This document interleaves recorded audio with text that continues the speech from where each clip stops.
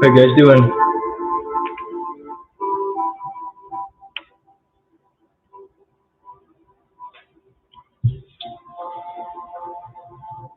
Yes, today's my 31st birthday, so I'm officially an old man.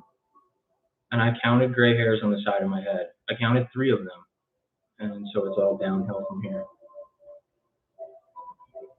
And also, I apologize for being late to this thing. I had technical difficulties right from the start, and I hope you guys can hear me.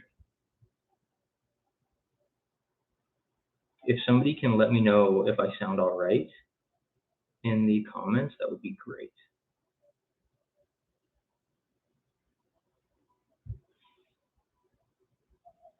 Loud and clear, perfect. Yeah, today, it's been a good weekend. Somebody I saw just asked about that UFO. Any news on the UFO? Yeah, it came back the other night on like Wednesday. And the thing I've noticed about this craft or these craft, like I don't know, the first day I saw this thing, the first sighting of it when it was like the spinning row of lights, I don't know if that craft is the same as the craft that I filmed and it kind of changed, or if it was 2 different crafts. Like I have no way of knowing that, but like this last week on Wednesday, it was a similar day. Like the thing I noticed about both days is that I had a really good day and I felt really good. I just felt good all around. And it seems like it's on those days where this stuff tends to happen. And it's all about that CE5 protocol thing. Like if you look up the documentary Close Encounters of the Fifth Kind, you can learn all about the CE5 protocols for making contact with ETs. And anybody can go out to wherever, apparently even downtown in a big city, and do this stuff and get activity, potentially record some good footage. So if you guys are into that, I recommend giving it a shot. And don't quit, because it feels weird and stupid at first when you go out looking for, like asking the sky for UFOs to come down. Like it's kind of goofy, but it feels weird, but it can actually happen. So, and the proof is out there. There's footage. Anyways, I was downtown Edmonton a little while ago, had a couple drinks, so you're getting more of an authentic version of myself. And I got a couple more drinks here for my birthday. So sorry, I'll try to keep my language, appropriate, but we'll see how it goes. I gotta make sure I keep looking in the comment section here too for questions, because I will forget to look there. I'll just keep blabbering. A guy says, I sound like I'm in a jar. So, I don't know, but somebody said I was loud and clear, so I have no idea.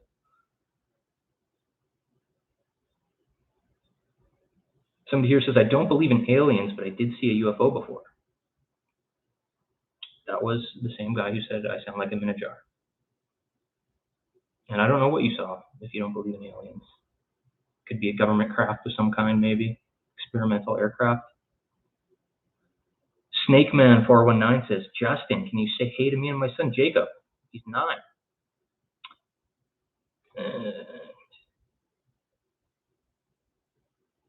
Jacob and Jake. Hello. It's nice to have you guys here. I appreciate you guys stopping by to listen to this first ever live show. And I hope you guys enjoy it. And I hope Jacob has a really good time. We got to get the young people in on this stuff. At least interested, plant seeds for, becoming an explorer and getting out there into the wilderness in search of all these weird mysteries. When am I going back out into the bush? I would like to get out within the next couple of weeks. We do have a group camp out that we're doing, an Alberta Sasquatch camp out at the end of July. And I think I can't remember if it's almost sold out or if it is 100% sold out. You can check on the Alberta Sasquatch organization Facebook page and it'll tell you. But there was spots available for people to partake in this camp out. And a bunch of us are going to be there. So it's going to be an awesome trip.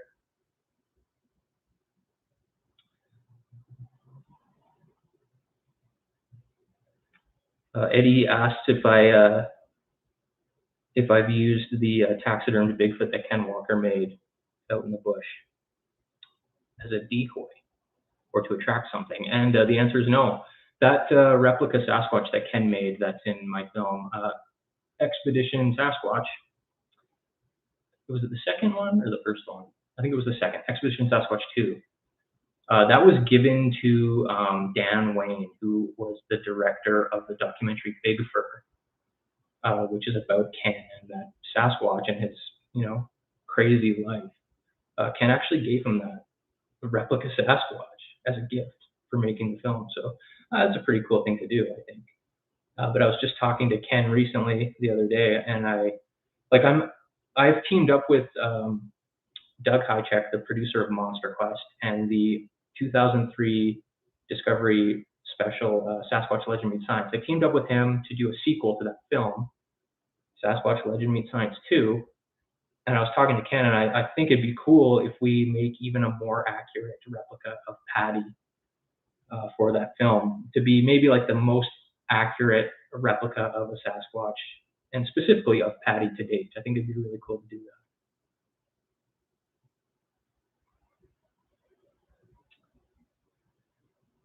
Snake Man also says it's got to be frustrating not getting any footage or having a sighting. Yeah, it is frustrating, but it's still like the trips are always fun. Like you're out in nature, enjoying the outdoors, going hiking. You can't really complain. But on the last group camp out we did, we recorded a whooping sound that is very clear, and everybody heard it. And in my next video that I upload, probably tomorrow, you guys will be able to hear that, which is awesome. We've never recorded anything like that. It's from the exact same site where the tree structures are. I don't think it's a coincidence because of just the history of the area. What are the odds that you get a whooping call that sounds exactly like a Sasquatch whooping call in that spot? Like, I don't know what else it could be, but you guys will hear that tomorrow. So what else do we got here? Lots of happy birthdays. I appreciate all the happy birthdays. Barry says every time Justin says a boot, drink. Well, a boot. I agree with you, dude.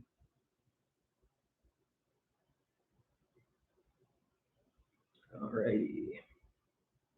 Oh, it's Randy's birthday too. Happy birthday, dude. June 26th.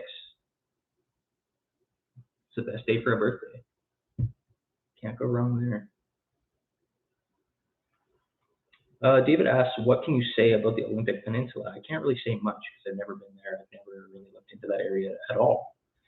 Primarily, if I'm not looking at like certain encounters that have happened in the past, I'm doing investigating out here in Alberta and maybe a little bit into BC occasionally when I can get out there. But for the most part, I'm sticking to a few select locations here in Alberta and kind of hitting each one over and over again. I don't know, I have like 3 good areas that I really like that I think have a lot of promise. And of course, one of those is that Alberta habituation site with the tree structures.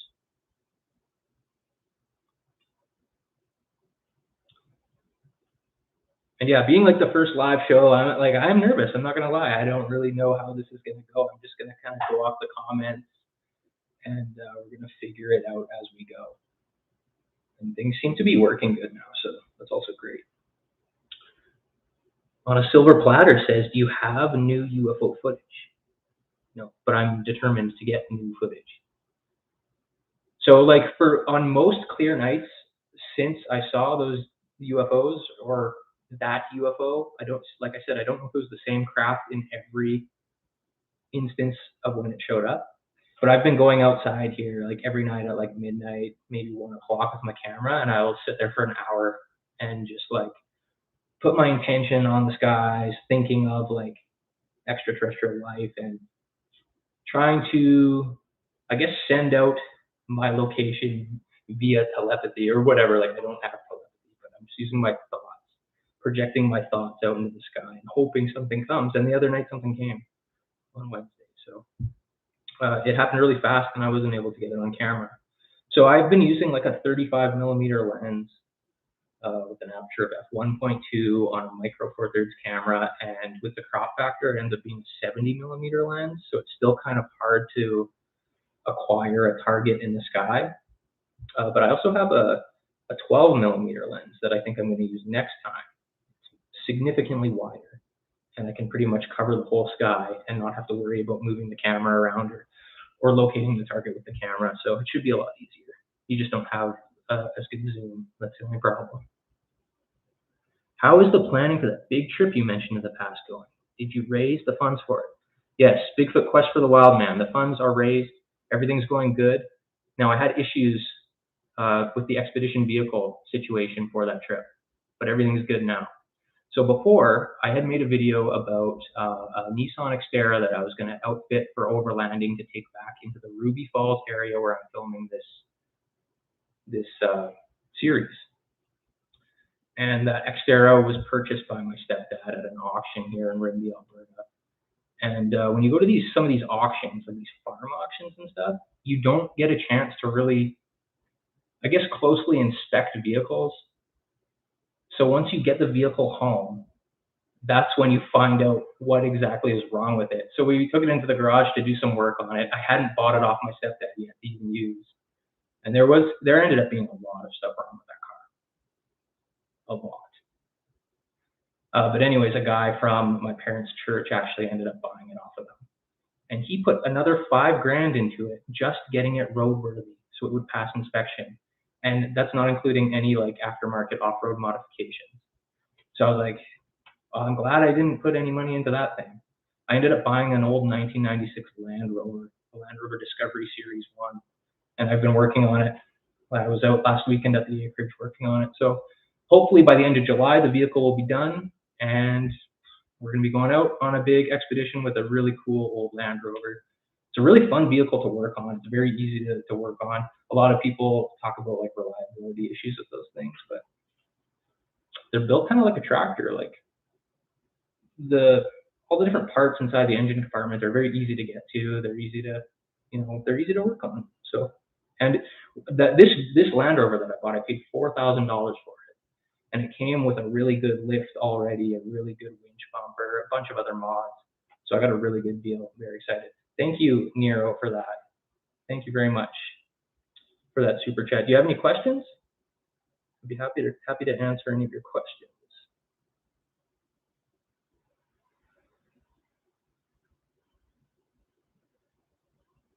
Jay says, what do you think about small town monsters documentaries? I love them. I love them. I love that crew. Seth and Alex Petakov. I love all those guys. And actually, they're doing an event next, I can't remember if it's July or June. They're doing an event in Ohio, in Canton, Ohio. And I'm invited to that to be a guest. So I'm going to be going to the States and, hanging out at this really cool event. I'm really excited about it.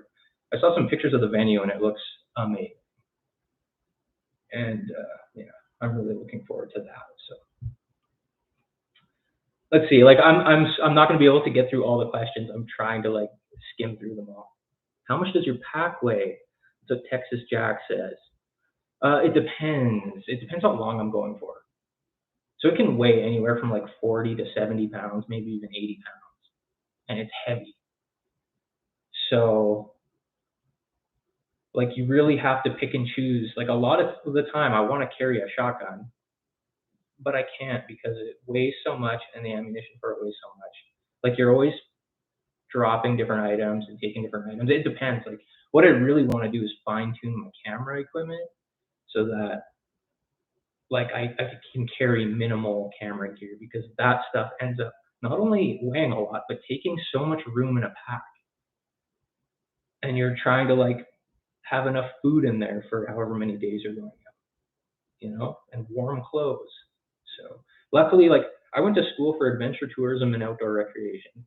So part of that was like outdoor pursuits, learning how to do stuff outside, learning how to do like long range hiking trips, multi-day backpacking trips, like all kinds of stuff like that. So I have lots of experience doing that. And that schooling, I never thought it would be like, it would come into use later in my life, especially in this sense. So I guess it was the right move, going to college for that. Does Squatch stake rocks? I think you mean stack rocks. Probably, maybe. I mean, they seem to do weird things with trees. They seem to bang rocks together and clack rocks. So it wouldn't surprise me that they would make some sort of cairn or something, a Nookshuk thing, or whatever, rock stacks. But that's really hard to verify, because if you find something like that in like a waterway, like a river, there's a good chance that it could be made by people. Like that is something that's really hard. Unless you actually see a Sasquatch doing something like that, you won't know. It's going to be a theory until that point. Have you considered putting a camera behind your backpack? Yes, I have. Lots of people recommend that, and I just haven't got around to it. I should do it because you never know what could pop up, what could walk across the trail behind you. It is a good idea. And nowadays, like the GoPro cameras are such high resolution cameras, it'd probably be a very useful tool. Plus, I mean, you could use it for an assortment of other things. Like when you get to camp, you could use that camera for a bunch of other things. Let's see, what else do we have here?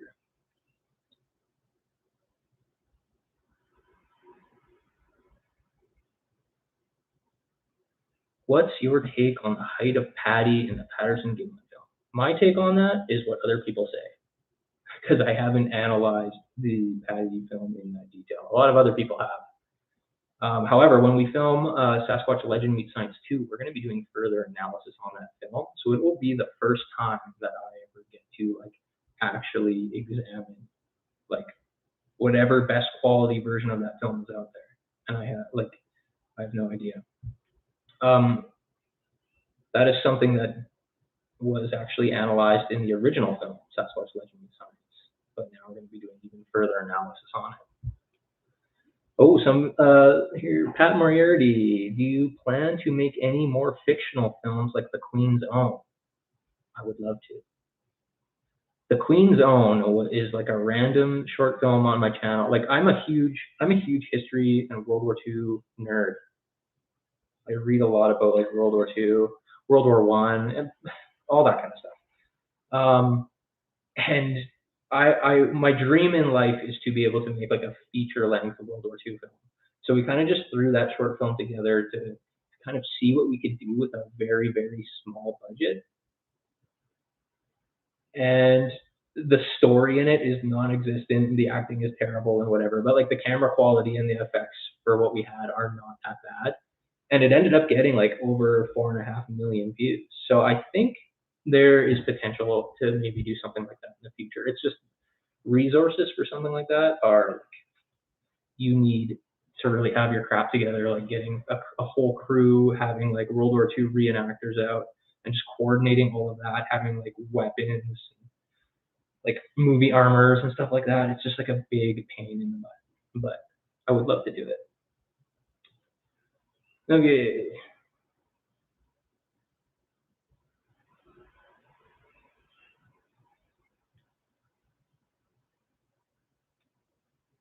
Is bear spray effective? Yes, it is. Okay. I don't know how many people like scour social media like regularly, probably everyone, but one of my really good buddies, his name's Curtis. He's in my first film, Wild Man, My Search for Sasquatch, in the second half of it. He's one of the guys that is with me out on that expedition in the Nordic area. He just had a really close bear encounter the other week where the bear kept coming towards him. It wouldn't leave him alone. He's like backing away with his bear spray. And he was actually filming with his cell phone. He's filming it. And he ended up having to spray it, and he got it on video. And that video went very viral. Like it went very viral. And so people are like licensing out the footage and everything. Is pretty crazy. But the bear spray works, to answer your question. It works most of the time, but not all of the time. It depends on the bear, it depends on the situation. If it's defending a kill or it's cubs, like in that case, your bear spray probably won't do anything. So you better be fast. I'm not like, nobody can probably outrun a bear, but you know, you're going to be screwed unless you have a firearm of some kind. Well, let's see, what else do we got? Orang pendek in Indonesia is very interesting. What do you think about it? Oh, I think it's very interesting. Anywhere in those areas that are more like of a jungle environment, I'm interested in that because the odds of it actually being a real thing to me seem higher. Because you know the jungles are full of primates that are like known primates, but you know they're always finding stuff in those jungles. In places like, imagine a place like Borneo.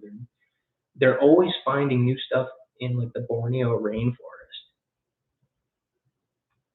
So, and there was footage of like some sort of weird, like pygmy looking person running across a trail, and these guys were on like dirt bikes or something, and they were ripping down this trail, and this person like ran out through the bushes across the road. It was like startling and very weird.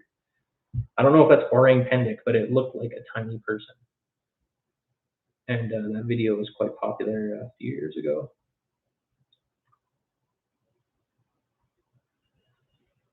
Alrighty. Have you seen Thinker Thunker's new video about measurements of Patty's arms? I haven't seen that yet, but I will check it out. And then I will give you a answer to this question next time I do a live video.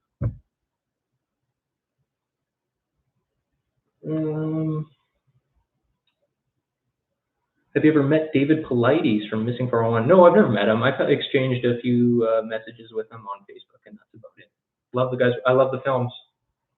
That second Missing 411 film, Missing 411 The Hunted, that is a fascinating documentary, and I love the part at the end with Ron Moorhead and the Sierra Sounds. I think that was really well put together, and it really like gives out the vibes of like what it maybe must have been like to be there in that area. That place looks creepy. Looks very creepy. And I did a live show with Ron once on a different YouTube channel. Seems like a very great guy. Honestly, seems like a really good, honest person. Anybody can fool anybody, you know, but I like to think that I can pick up on stuff like that. I just didn't feel any weirdness, and you know, I felt like Ron was completely authentic and honest and a good guy. So I'm inclined to believe that the Sierra Sounds are legit.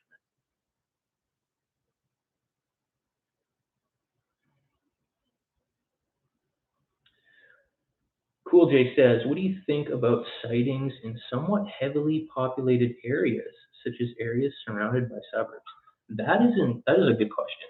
That is a good question because in my film, The Supernatural Sasquatch, I drove out to a guy's property in the month of January, dead of winter, just a half an hour outside of the city of Edmonton here in Alberta.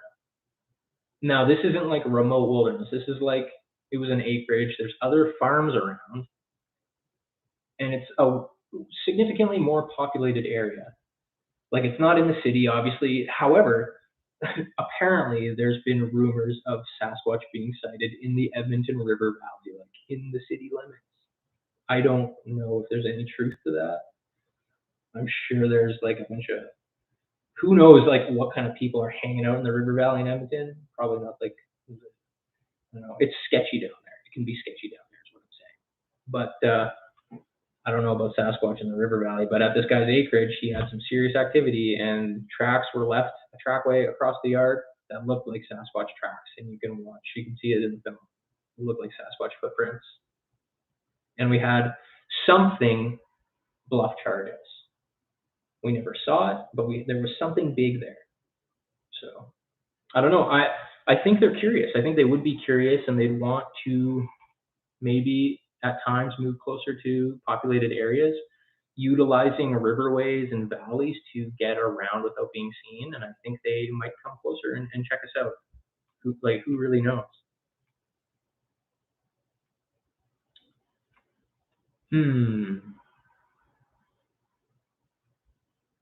What do you think about hex suits? So, from my understanding, hex suits are like worn when you're hunting to block your electromagnetic whatever that emanates from you. And years ago, Ken Walker, the taxidermist, actually told me about these hex suits. He said they're great for sneaking up on animals when you're hunting.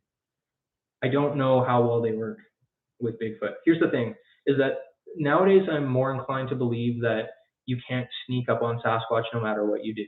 I quite firmly believe now that you have to be in an area for a few nights, and you have to really just be minding your own business and not actively looking in like a invasive kind of way.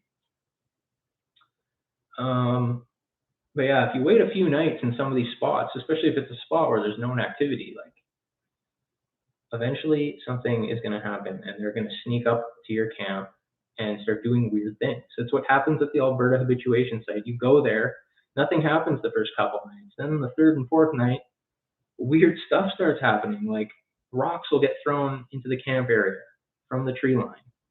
Whooping noises will start, coming from the trees. It's like they have to kind of figure you out first and get a little bit used to you. You don't necessarily have to be there for weeks, but like at least a few days before anything weird really happens. And it starts off very subtly.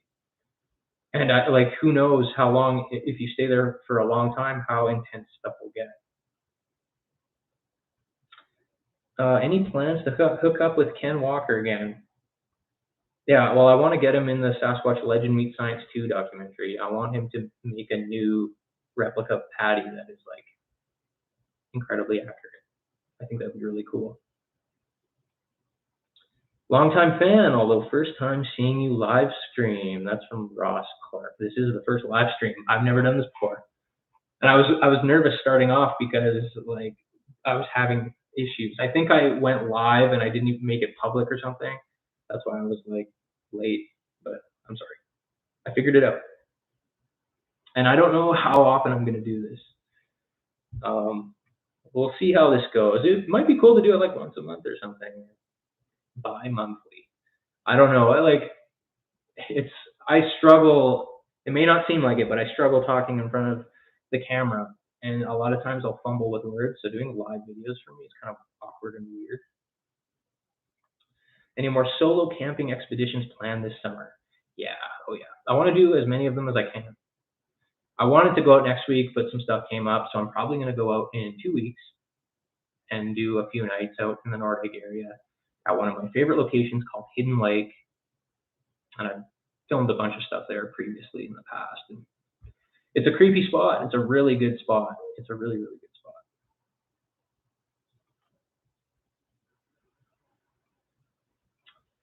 Okay. Cool J says, do you think being solo increases your chances of an encounter? Or more so with other people? That is a good question. Here's the thing, is that like there's so many reports of people who are alone encountering Bigfoot, and then there's so many where there's people in groups. I don't think it's one or the other. I think it just depends on like the Sasquatch themselves and what they want to do. Because it seems like there's no, like it doesn't really matter. It doesn't matter who you are or what you're doing, really. Like it could happen to anybody at any time. When you're alone, you're obviously more vulnerable, and like this is the thing to think about, is that when you're alone, your senses out in the wilderness are heightened, and you're listening for every like twig that's snapping, But when you're in a group of people, you're more likely than not, like not paying attention to what's going on around you. You're talking to your friends, like you're having a good time. That seems to be when a lot of stuff does happen, eh? But when you're alone, I feel like it's kind of harder to be snuck up on. Like you are more vulnerable and it's more dangerous, but you are paying a lot more attention to what is going on around you. So I don't know. That's a good question.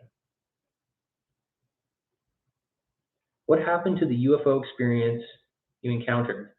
Well, I had the experience and I made a video about it. And earlier in this live stream, Adam, I mentioned that this craft came back on Wednesday, this last Wednesday, at roughly the same time. I think it was a little bit later, but it did come back, and I was doing the same thing. I was sitting outside here, and I had the intention of seeing something. I went out with the intention of hoping to see this thing again, and it came back. So the goal is to get more footage of it, and I want to keep posting footage of it so you guys can actually see it. And I'm not using that shitty night vision again because the quality is so bad. I'm going to use my proper camera and get better footage.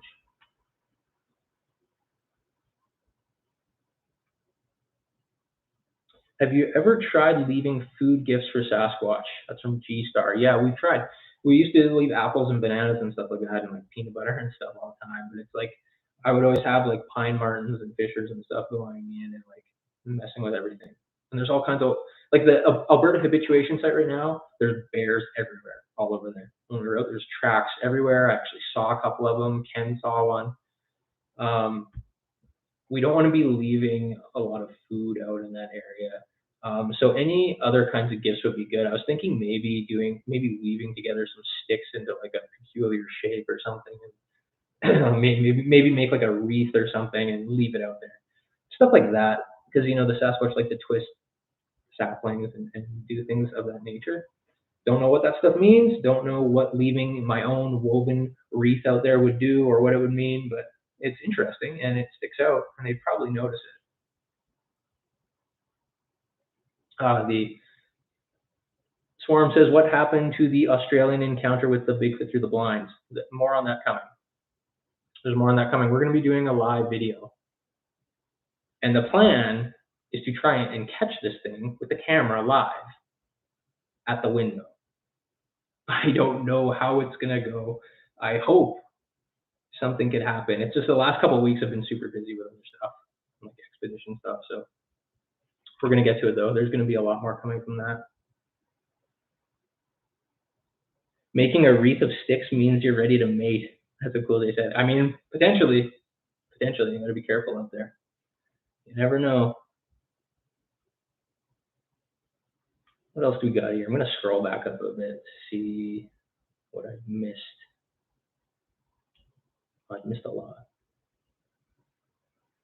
Jonathan said the live stream is going well. Well, thank you. I appreciate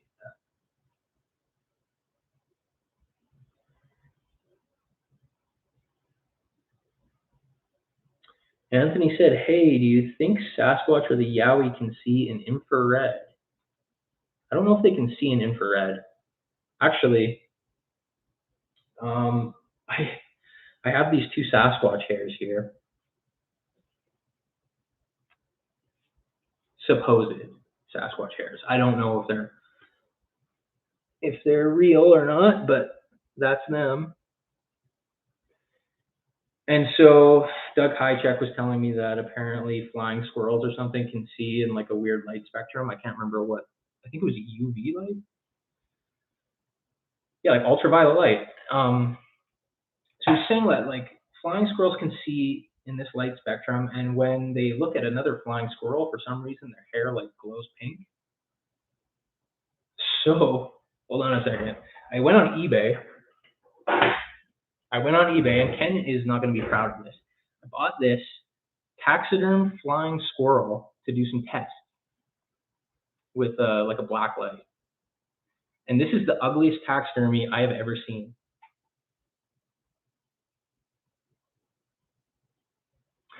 So now I have this ugly rat-looking flying squirrel in my apartment, and my tests didn't turn up anything. So I don't know about IR light, what they can see. I don't know if they can see in UV light, but this is some stuff we're going to look at further in Sasquatch Legend and Science 2. Cooley says that looks rough. Yeah, it does look rough. Squirrel looks mummified. That it does, David. That it does. Katie says, are you still working on the off-road rig you showed us last year? Yeah, I talked about that at the beginning of the live stream. I didn't end up going with the Nissan Xterra. I got an old Land Rover. And so it's currently being worked on. I was working on it last weekend. I'm trying to get it done for the end of July. So I'm doing all the work on it myself. So it is a big learning experience. Luckily, my stepdad is very mechanically inclined, and he's been helping me with stuff when I need help. Very, very handy. But yeah, it's going to be a go. And like, I'm nervous for the trip, but yeah, we got to do it. It could very well be the trip where Sasquatch is captured in very high quality video for a prolonged period of time. So the trip is in the proper area, the right area, and like I'm going to be out during the weeks when there's not a lot of people out there. Like most people who go to that area, they go on the weekends, and then during the week there's nobody out there, so it's going to be weird.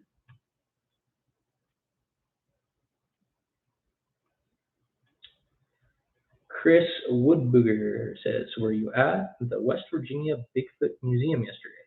No, I wasn't. I was in Edmonton, Alberta, Canada. Have you been to Washington State to search for Sasquatch? No, but I really would like to go there. I'm hoping I can go there for Legend Meet Science too, and some stuff in Washington. I'd like to go to Washington, Oregon.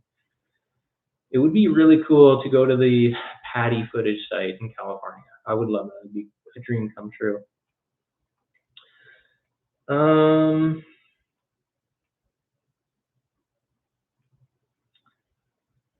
Let's see. I think Bigfoot captures are probably intercepted by the government officials. I don't think they would let you keep that thing in your basement. I don't think they would either. It's interesting though. It's very interesting when you hear stories in the local like hunting and trapping communities here in Alberta.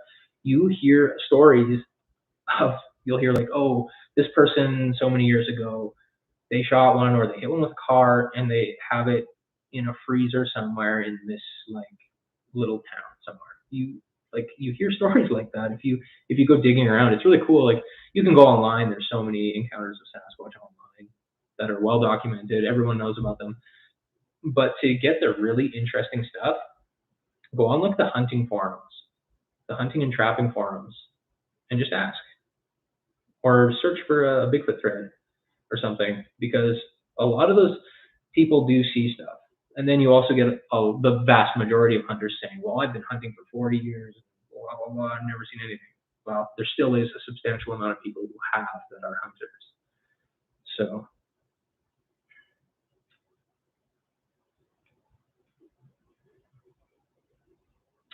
Adam says, in my opinion, you and this expedition Bigfoot are very legit. I can't really say anything on that. Like, I'm sure they're great. I don't really know. Like, it's a TV show, so it's hard to say what goes on behind the scenes. You know, with a lot of TV shows, a lot of crap goes on, and of course, they're not going to say that stuff is going on. With YouTube, it's different. You can be totally authentic. You can just go into the woods, film a bunch of stuff, and whatever happens, happens. That's what I like. If nothing happens in a video, that's fine. Like that's what you're going to get. So at least you get to see some great nature footage and wilderness shots and whatnot. Robert James says, have you ever heard of Peter Kane? I have. Peter Kane Dog Training. So he's the guy with those goofy videos of like a frozen Bigfoot body on his channel, which is comedy. It's not real. A lot of people send me clips of that, of like a Bigfoot head that this guy has, and I send them back the video of him with a giant Sasquatch dong that he hooks up some electrical things to, and it does something. And you guys can go, I'm not going to say it on here, but it's hilarious, but it's like obviously a joke, like it's fake. What do we got?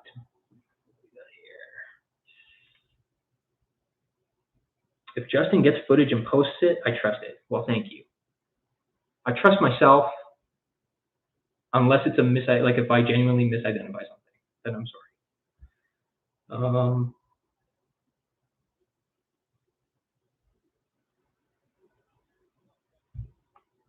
Does the audio quality still sound all right? Should I move the mic closer like that? David says, have you ever considered finding Ron Moorhead's old campsite and camping? I would love to. I can't remember. I think I asked him where it was, and I don't think he told me. It's in the Sierra Nevadas somewhere. Like odds are, I'll probably never go there. But maybe if I asked nicely and said, look, like I think we should go up there as a team and do some research, I think maybe he'd probably fill me in on where it is. And I don't think he'd probably let me go up there by myself, but I'd probably have to go there with the team. I don't know.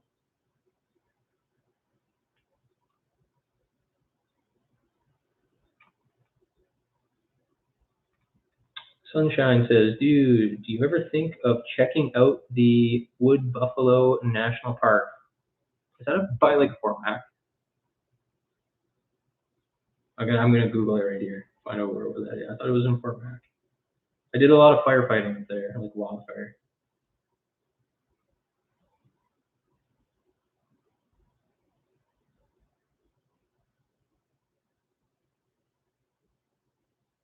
Yeah.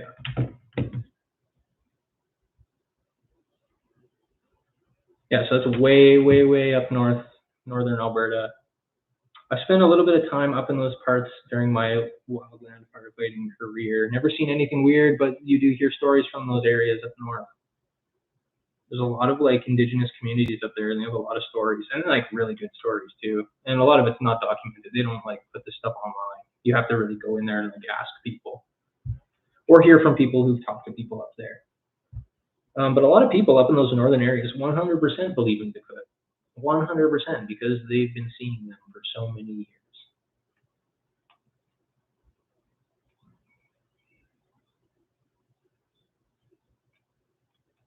Cool J says, do you ever read YouTube comments and videos of people's accounts? I've read some interesting stories people share in comments. That's a good idea. Like, I'm sure people probably write all kinds of great stories in the comments. The comments are terrifying to go into, though, especially if you're a YouTube creator.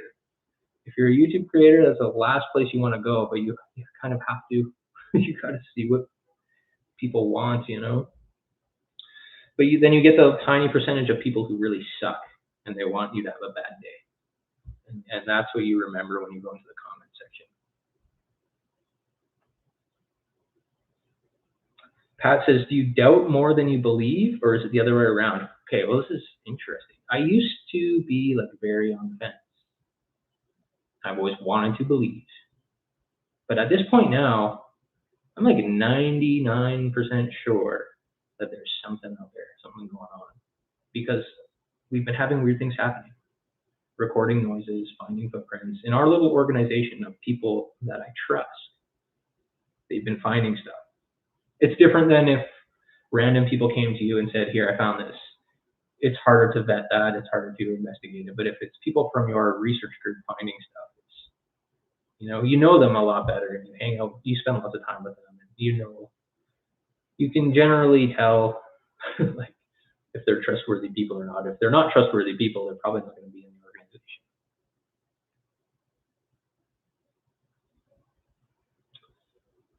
organization. What do you guys think of like government, like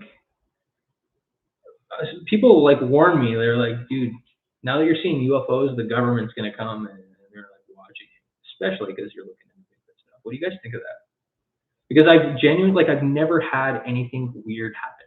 I've received weird emails from like weird, like people that don't seem like real people, like bots or something, but I've never had anyone like threaten me to like not do this, and But yeah, I guess if you're online, you have like a big YouTube channel, then of course they could easily be watching. Well, I've had people from like forestry offices and stuff watching for sure. But I think people that work in like forestry offices and like conservation people, I think they would be in the dark too. Like I think it would be more of like a black operation type thing or something. Like I think this knowledge would be higher up than that. I don't think it would be like your run-of-the-mill forestry office that would have answers.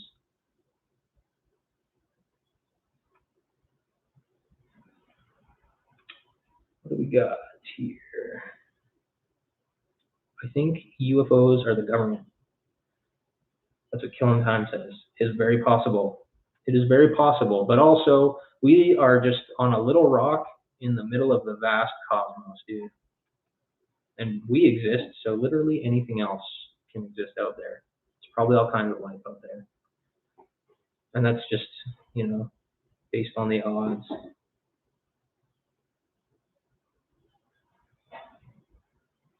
Jay says, what's the first thing you saw or read that got you hooked on Sasquatch? Well, I don't know. Like, that's hard to answer because I was a little kid when I was first interested in it. I would say the show The Adventures of Tintin. So Tintin used to be like, it was a Belgian comic or whatever, and then they made a show back in the 70s. I think it was the 70s. The Adventures of Tintin, and there's an episode, it's a 2-part episode called Tintin in Tibet, where Tintin is looking for his friend Chang, who was involved in a plane crash. And he ends up going looking for his friend Chang, and they encounter the Yeti, and his friend Chang is like in the Yeti cave and everything. It is highly entertaining. I love that old show, The Adventures of Tintin. That's probably what got me into like the outdoors and adventure in general is watching that show as a kid.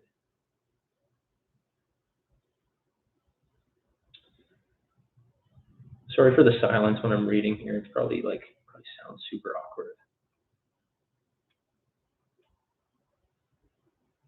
What is the craziest encounter you had while filming in the wilderness?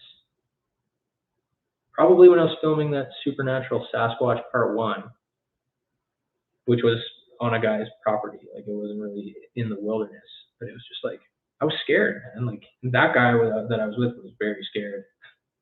Like, I've never seen somebody in the bush so visibly, like, shaken. And this is after, like, the bluff charge thing, which I can't verify because I didn't actually see it. You could just hear it, and it was huge. Like, you could hear these heavy footsteps running towards us. And this is the same instance where whatever it was made the sound of a horse, whether it be an actual horse or something mimicking a horse. I don't know. We didn't find any evidence of horses in the snow. Like, anything that leaves tracks in the snow when it's not actively snowing, like, those tracks are going to be very, very visible. And we walked that property at night and at day. Not one sign of horse, no tracks, no like horse droppings or whatever, horse crap, none of that. So I don't know. Maybe Sasquatch does mimic horses. I've always speculated that they might, because that Alberta habituation site in Nordegg, the exact spot where those tree structures are, there's wild horse crap everywhere. Like, they hang out in that exact spot. So Sasquatch would be in extremely close proximity to those wild horses. They probably have some sort of weird relationship.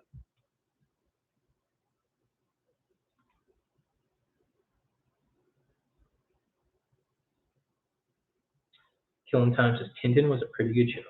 It was. I found a weird old, like, French movie. They apparently made a live action movie way back in the day. Tintin movie, and it's not very good. It's bad. I think you can probably find a version of it on YouTube if you're a fan.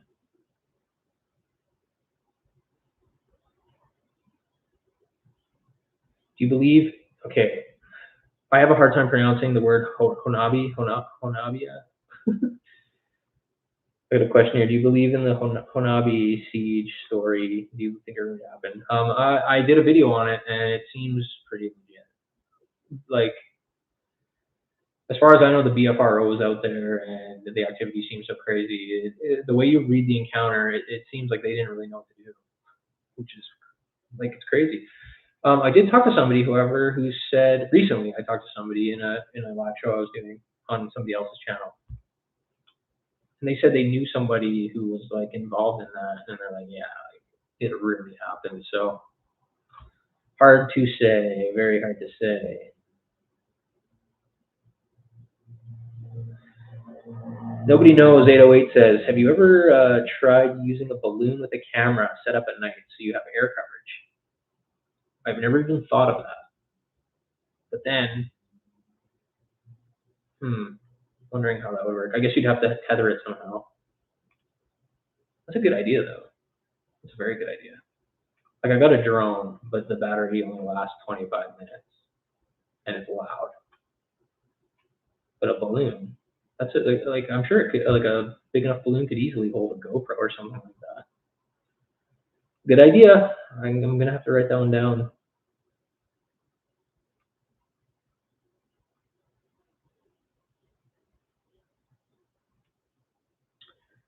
Somebody here asked, what do you think of the Port Chatham incidents?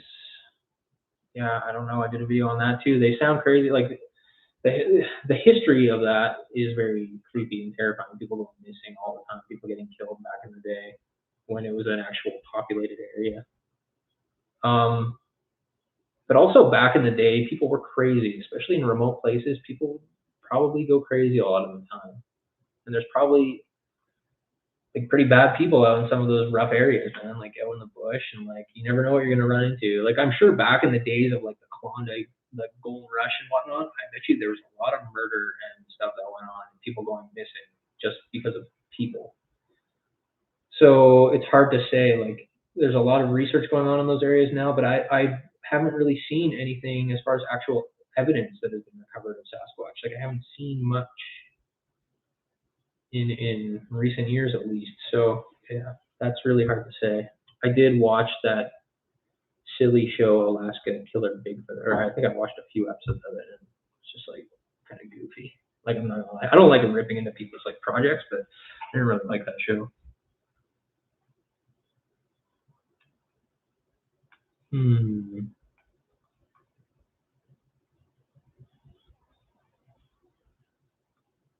Robert James says, I saw somebody mention here that your dad had a sighting. Is it true?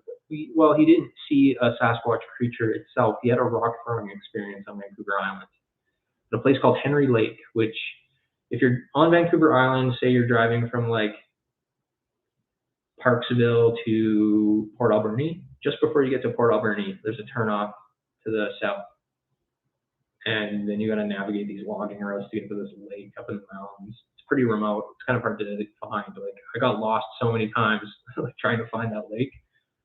But he had an experience out there up in the mountains where he was on the water in a little inflatable boat with his friend and fishing, and something threw a rock first down like a slope, and it landed somewhere like at the edge of the water or in the tree line or something. And then like 10 or 15 minutes later, another rock like got thrown, but this time it came from the tree line and flew up and out towards the water. And before it hit the water, it actually hit like a tree, and it pushed the tree over, and then the rock like landed in the water, and the tree like did one of those. And my dad was like facing it, and he saw it, and he's like, my dad already believed in Bigfoot. He's like a huge like mystery guy too. Like, he's into Bigfoot and aliens and all that. He was like, dude, that's Bigfoot for sure. Like right from the start. And the friend that was with him was like, no, like he was just pretty skeptical. I think after that though, he probably was more interested in the subject. Let's see.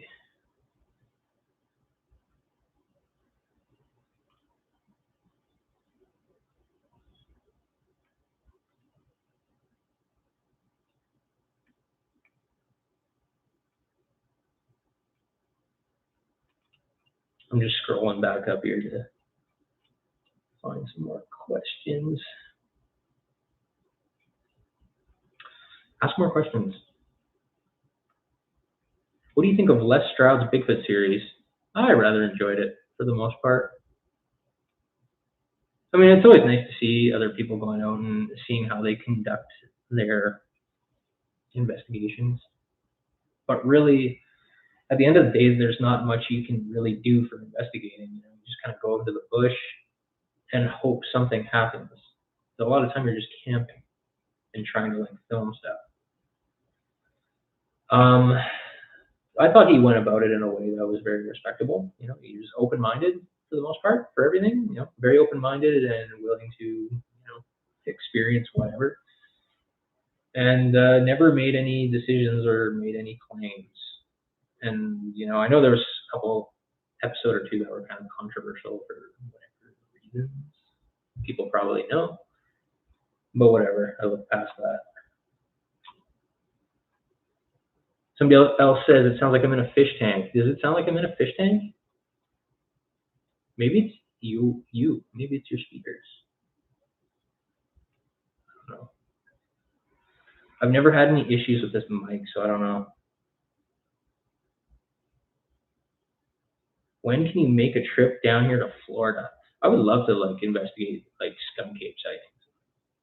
I think that would be a completely different ballgame. I would be so out of my element for one. The environment is like 100% different, and like I feel like something like a skunk ape would have completely different behavior, and it would be different in every way from the Sasquatch of the Pacific Northwest. I don't know why I sound like muffled or whatever. I apologize.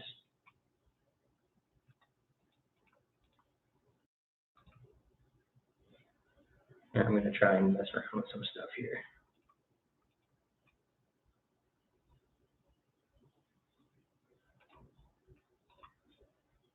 I don't want to mess around with too much stuff though, because I might end up destroying this live stream.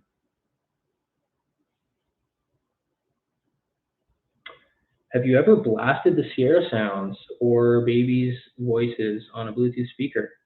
Well, yeah. So like we just did that a couple weeks ago. We had somebody bought on Amazon like a megaphone thing, and we used it to broadcast the Sierra sounds and some other audio clips. And one thing we wanted to do was, but we weren't prepared for it. We didn't have the recordings with us, but we wanted to broadcast other animal noises that were kind of different, like whale sounds and things of that nature, just like very odd sounds that are at like kind of an unusual frequencies.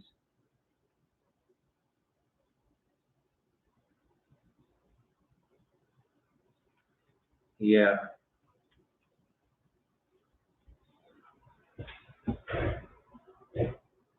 move closer here.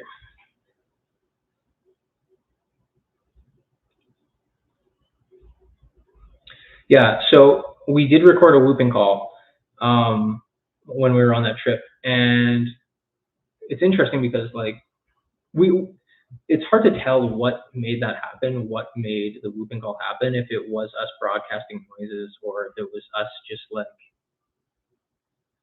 I guess, just being out there for a prolonged period of time. It's probably a combination of both. Yeah, it's hard to say. I like the idea of broadcasting sounds. It's kind of creepy when you do it. It kind of like gives the whole experience a weird, creepy vibe and makes it more adventurous. But you want to let whatever's out there know that you're there. Um, yeah, I don't know.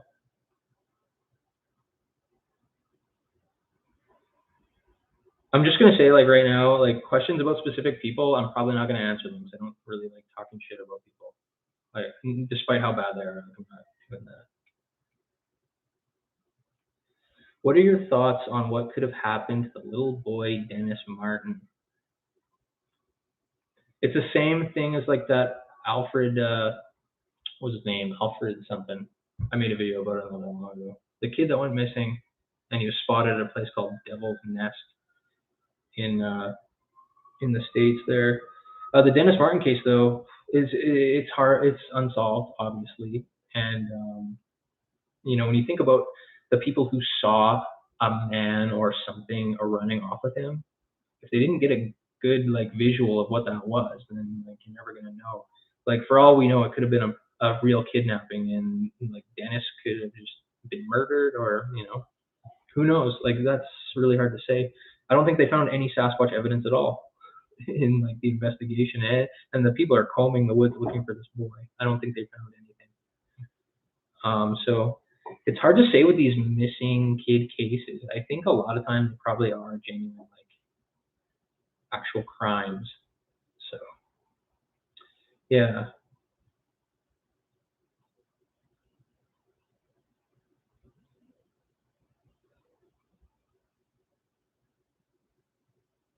we have Bigfoot activity in Dawson Creek, BC. What do you know about the Peace Country? I've been to Dawson Creek once. I was driving from there up to the Liard Hot Springs, and I'm not really familiar with the area other than that stretch of road. And I'm not even familiar with any reports from the area. But if you got something, send me some stuff so I can have a look. I do like that drive up to the Liard Hot Springs, and then I drove from there up just to, can't remember, Watson Lake, Yukon, and then I turned around and came home.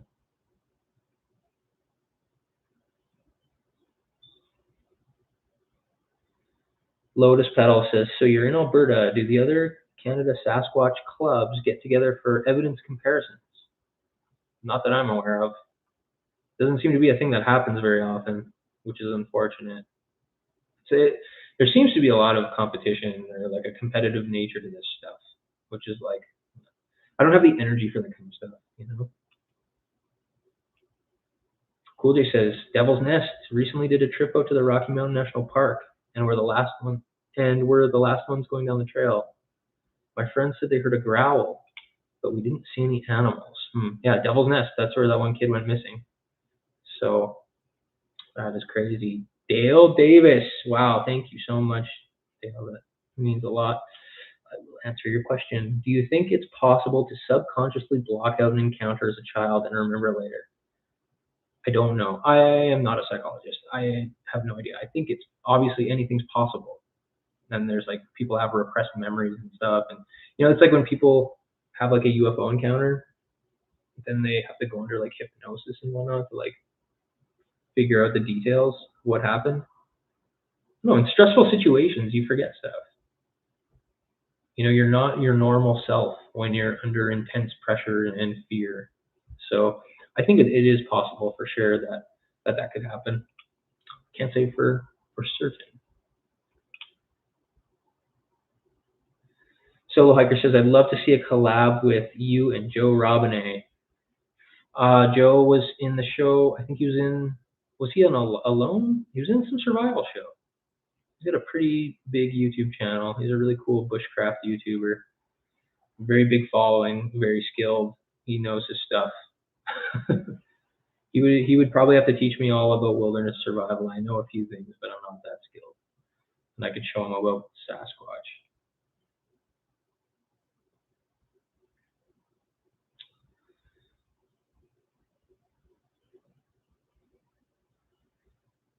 Squatch Happen says, Justin, would you be willing to come to an Oregon hotspot area and document it like you do on your videos?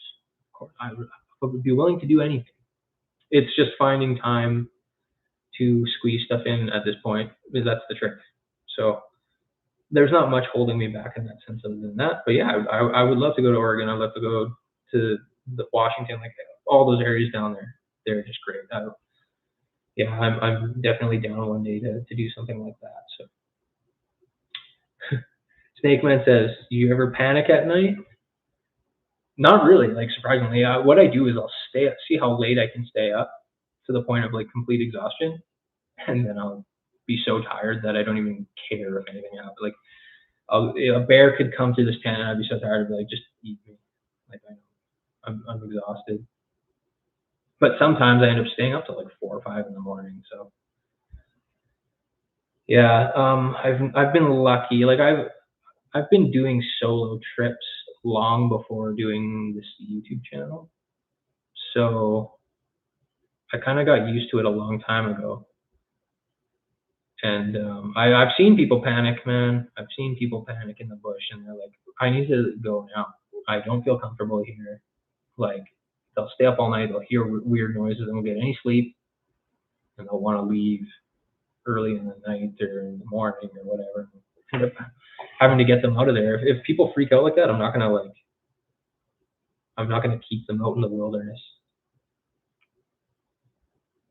Most people have a camera on their phone. Why no proof of Bigfoot? See, that's like, you could have any camera on you, and you can even have it in your hand almost ready to go, and something can happen so fast that you wouldn't even know to like go on your camera app. You got to push the button, you got to swipe and put the camera app on. You're not going to get anything on camera. It has to be a situation, I believe, where you're so far away in an open area where you got a good, like, where there's like a vast distance in between you and the Sasquatch, a good view of it, and you gotta have a telephoto lens, and it's gotta be far away. I think that's the only way you're gonna get one on film for a prolonged period of time, is if you find yourself in a position where you see it from really far away, and you need a good zoom lens. Doc Shuck says, it sounds like the audio is coming from the camera and not the external mic. It might be. It might be. I recently, we can test it. Is it coming out of here? Probably is coming out of the camera. In that case, I can just move this out of the way. But I recently did a video where I did end up using the camera microphone without knowing it. So it's very possible that that's what's happening. And if that is happening, then I'm very, very sorry. Yeah, it's the camera audio. So we can get rid of that. Sorry. Next time we'll have it all figured out.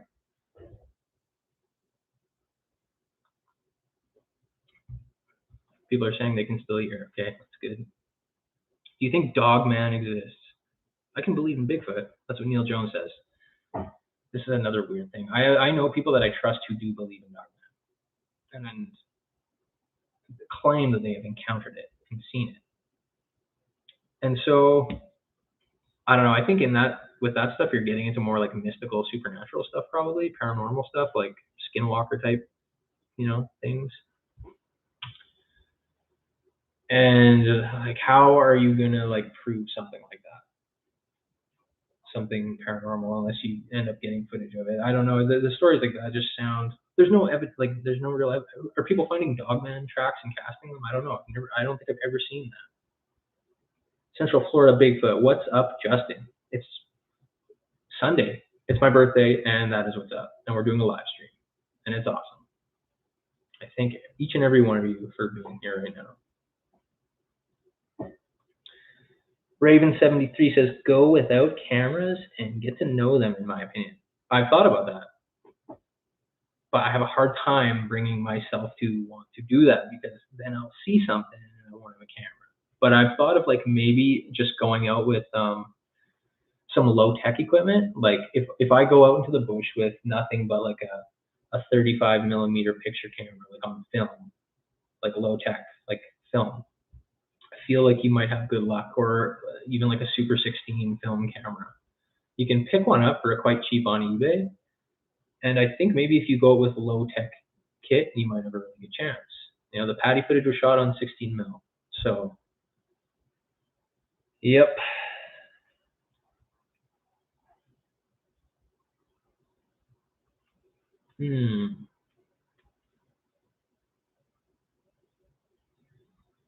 All right. Sounds like people can still hear me, which is good.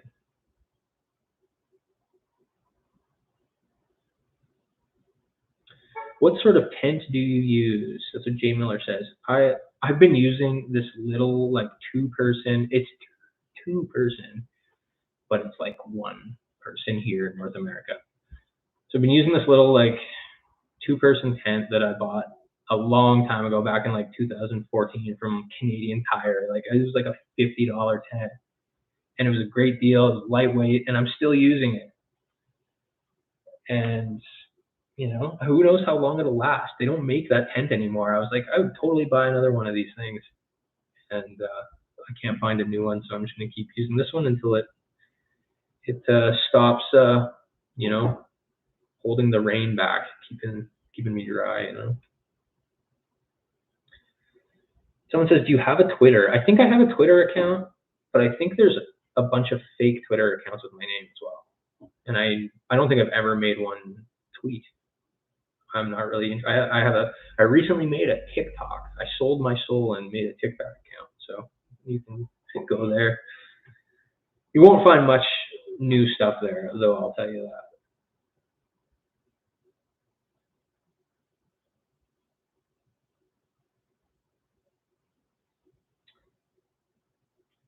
How many times have you been to the States to look for Bigfoot? 0. I've only been to the States like once. Well, twice technically. I went to the States in 2015 to go to Montana to do some firefighting, and like, I haven't spent much time in the States at all, and I would like to, because there's a lot of great areas out there. A lot of people that I like who are involved in this are down there. It would be a good time. But when I go to this this conference thing in Ohio next year with Seth Breedlove and the Small Town Monsters people, we're going to actually be going out into the bush while I'm there to film some content. And it's just a great opportunity to team up and film new content. I think it'd be really good. Yeah. Another person says, do you think Peter Kane is a loon? No, I don't think he's a loon, but I think he's being funny. I think he's trolling people. And, well, it's obvious. Like, he made a Sasquatch dong, dude.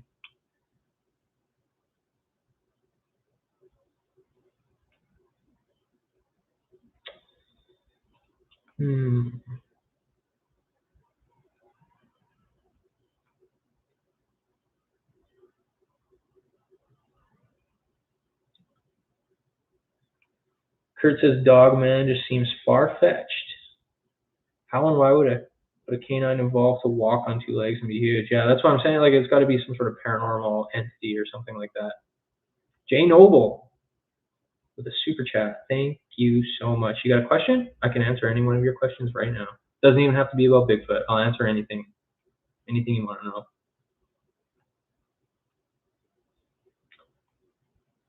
Justin, I sure wish they'd make a Bigfoot show that was pure research and not made for show impact. Shows on TV seem to always fall into production ratings only. Well, that is true. That is true. But the good thing about, like, I'm making this Legend Meets Science 2 documentary with Doug Hychek, the producer of Monster Quest. We're producing it independently. We're not doing it through like a network. So we can do whatever we want and have it be however we want it to be.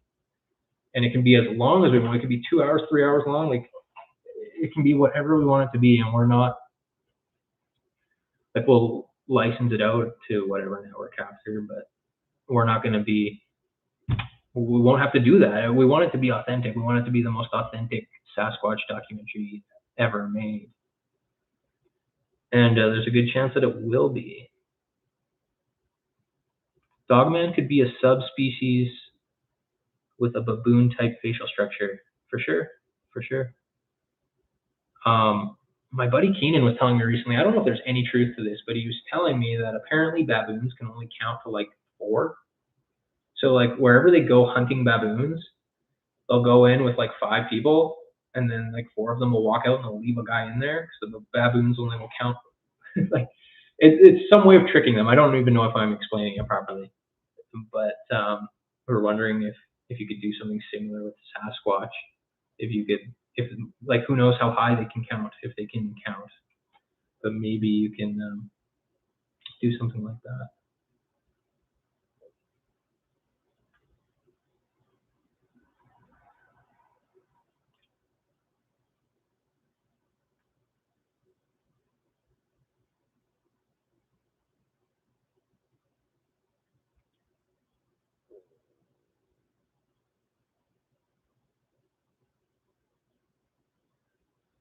Mike says, I'm sitting here saying I know how to film and be silent and blind to the Sasquatch. I'm telling you, Sasquatch aren't the only animals. Birds, fish, sharks, and wild game up closer can sense humans. Yeah, they sure can, that's for sure. You ever thought about doing research in Ape Island? Do you mean Vancouver Island? Because, yeah, I've thought about it a lot. I think about it a lot. I would love to do some steady research on Vancouver Island, especially around Tofino. So last summer I went to Tofino and I went on a whale watching boat. I ended up asking the captain of the boat about Sasquatch. You know, when you go to the island, you gotta ask the locals. You know, you gotta find out what they know. And this guy actually had so much stuff to say. He encountered a lot of people out there, a lot of indigenous people that had all kinds of stories from those little islands in that area that are like terrifying. Terrifying. He said there was a guy that was staying on an island in a cabin. He had been dropped off there by plane or whatever, and something was coming in and harassing him and banging on the cabin and everything. And this guy made the call to have somebody pick him up by float plane. And when that plane came to pick him up, he was lying on the beach clutching his axe, ready to get picked up. Something was there. So,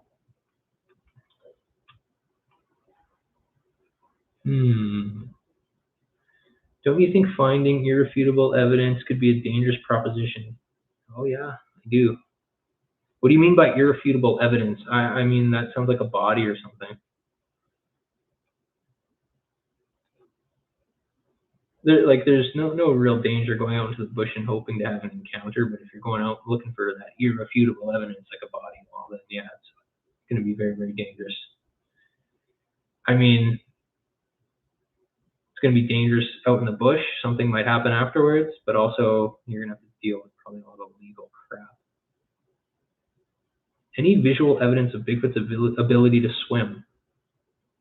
I've heard stories about Bigfoot going in water and like doing. I heard a story about a Sasquatch going into a lake, taking a crap, and then walking out.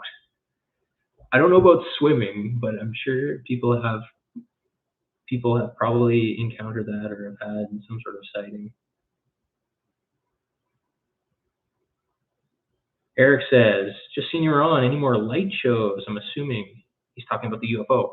And I mentioned at the beginning of the live stream this past Wednesday, a craft that looks exactly like the one that I filmed came back. And I went out with the intention of having that happen. I was trying to project my thoughts out into the sky to make it happen, and it happened. I didn't get it on video, but I'm going to keep going back out and trying to do it because for some reason, whatever it is coming back to this specific area, and it might be because I'm trying like mentally to make stuff happen. Like, what are the odds that that first night, whatever that was, came back like 3 more times, and then it comes back again the other day? Like, it just seems weird because a guy can go his whole life and not see one UFO, you know?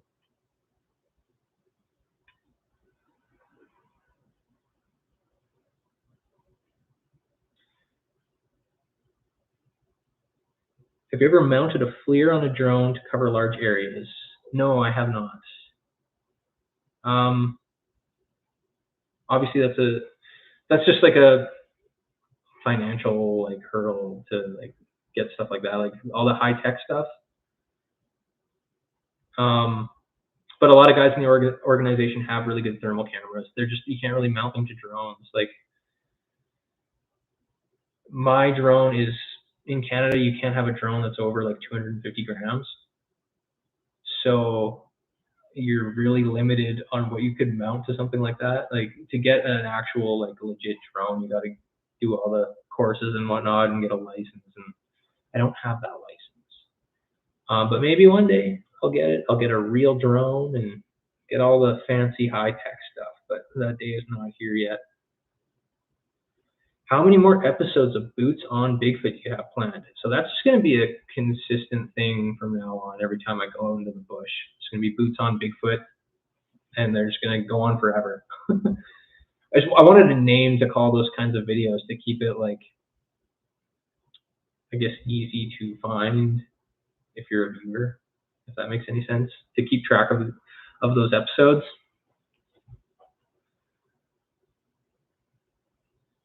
WikiPlay says the license isn't that hard to get, and you can get it online. Okay, well, I can do that. It's the buying a really big, expensive drone that's the problem, because you need something that can haul like a big camera.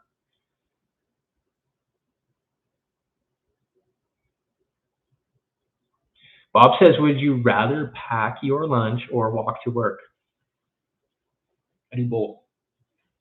I walk from my bedroom to this chair and I do my work. And then I go into the room and pack a lunch straight into my belly.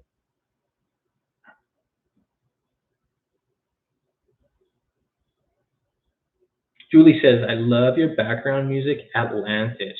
Please don't change it. I won't. So that track, people always ask what the music tracks are. There's 2 of them that I use consistently, and they're part of the YouTube music library. One of them is Atlantis, if you go to the YouTube library, and one of them is called Transcend. And those are 2 that I've been using for a long time. Just because when you use the YouTube audio library, the music doesn't get detected for copyright, and it's just way easier. Because it really sucks editing a whole like documentary length thing using music from other sources and other websites, and then having like it be detected for copyright and not being able to like monetize that film until you get all that stuff sorted out. Super annoying. So a lot of times I just like to use those YouTube audio library tracks.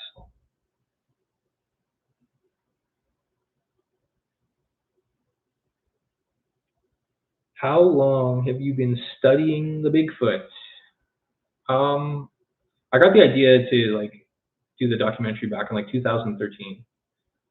And then I would say 2014, I actually started like going out and filming. So I don't know, 8 years-ish. It's been a while, like the years have been flying by. I didn't really start regularly uploading to the channel until like late 2017, I think. And then it really started taking off. And then I was kind of forced into it because I got fired from a job. I needed to do something, so I had to end up doing it full time. So it's been a real journey since it started.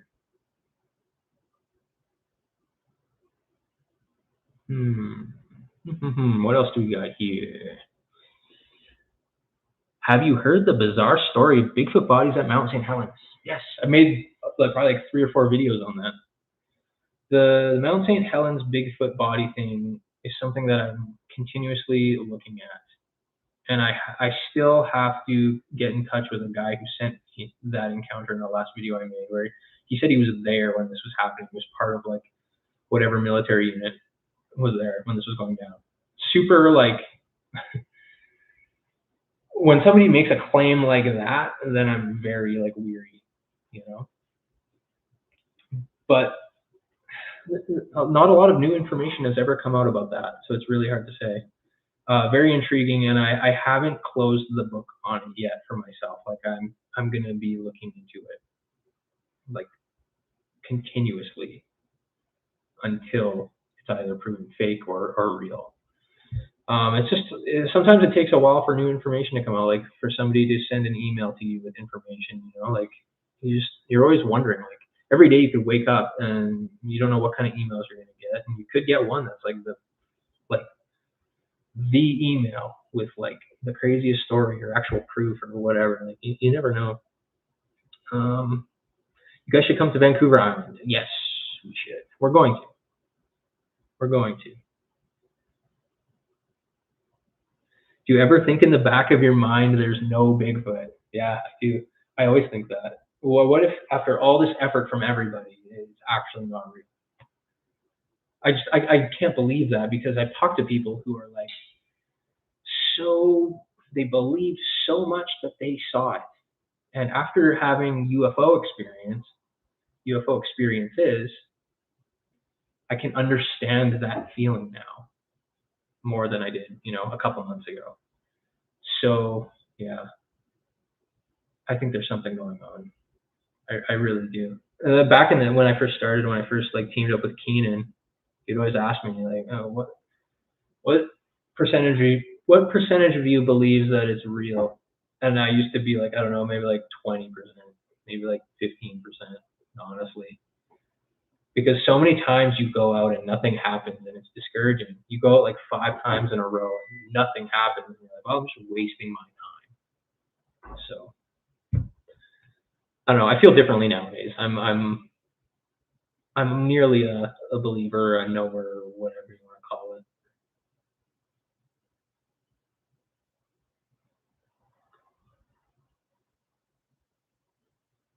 Have you ever seen something creepy before out in the woods when you're looking for Bigfoot?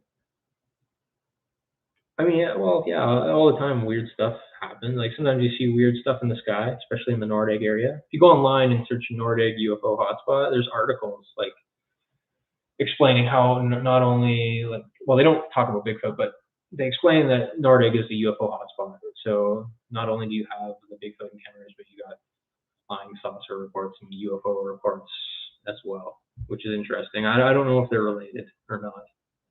You know, I'm not closed off to the possibility that Bigfoot is even an ET. Like, dude, I'm open to everything. I'm open to all the theories, and it's more enjoyable to be investigating this stuff when you're open to everything. I don't know. If you're closed-minded, you're probably not going to have very much success.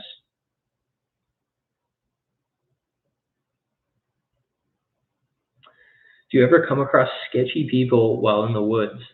I have. I've come across some sketchy people in my video Expedition Sasquatch 3. I was out at the Nordegg habituation site, and it was like past 11 p.m. at night, and a truck starts coming down that little road in there. And it's on video. It's in the film, and this guy gets out and immediately starts like yelling at me. He's very hostile, and yeah, I thought there was going to be like a scrap or something, and there was 2 of them and 1 of me. But it turns out like the other guy that was there, name's Brian Spackman. He's actually a pretty good guy. It was the other guy who was he was a lunatic, man. But Brian, the other guy, actually was out with us the other week on our trip out to that site, and I got to spend the day with him exploring the bush. And great guy, really great guy, very knowledgeable. He had the track casts and everything that you can see in my last upload. And we talked about that incident, and you know, it was kind of funny, funny experience to have that happen, and then to spend the day with that guy. It was a good time. Yeah.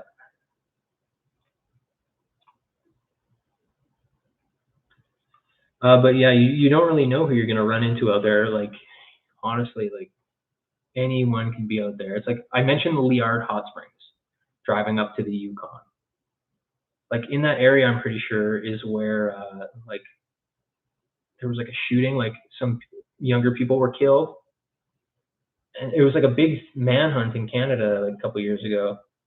Like some younger guys like killed these people in BC at the Liard Hot Springs area, and took off across Canada and like disappeared. They were eventually found, but man, you never know what you're gonna run into out in the bush.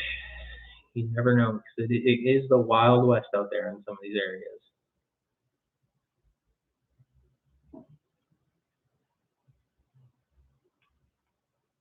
Never go out alone. You don't want to become a chapter in David Paulides' next book. That is true.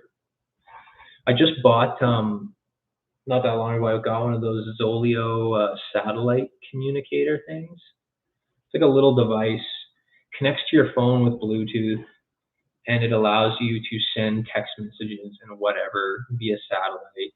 And people that you provide a link to before can actually track your location, and then you can send SOS messages out for like search and rescue in case anything happens. Because before, for the longest time, I didn't have that. I only got it like last year. It was just going out with nothing, no service, like alone. Definitely sketchy and not wise, but now I have something. You know, if something does happen, I can at least get a message out. And you know, odds are the time something bad happens is the time that that thing stops working or the battery's dead or whatnot. So yeah, what else do we got here? Always carry a pistol. Yeah, I can't. I'm in Canada. We can't even buy pistols anymore. So, and you know, either way, you can't even carry them here.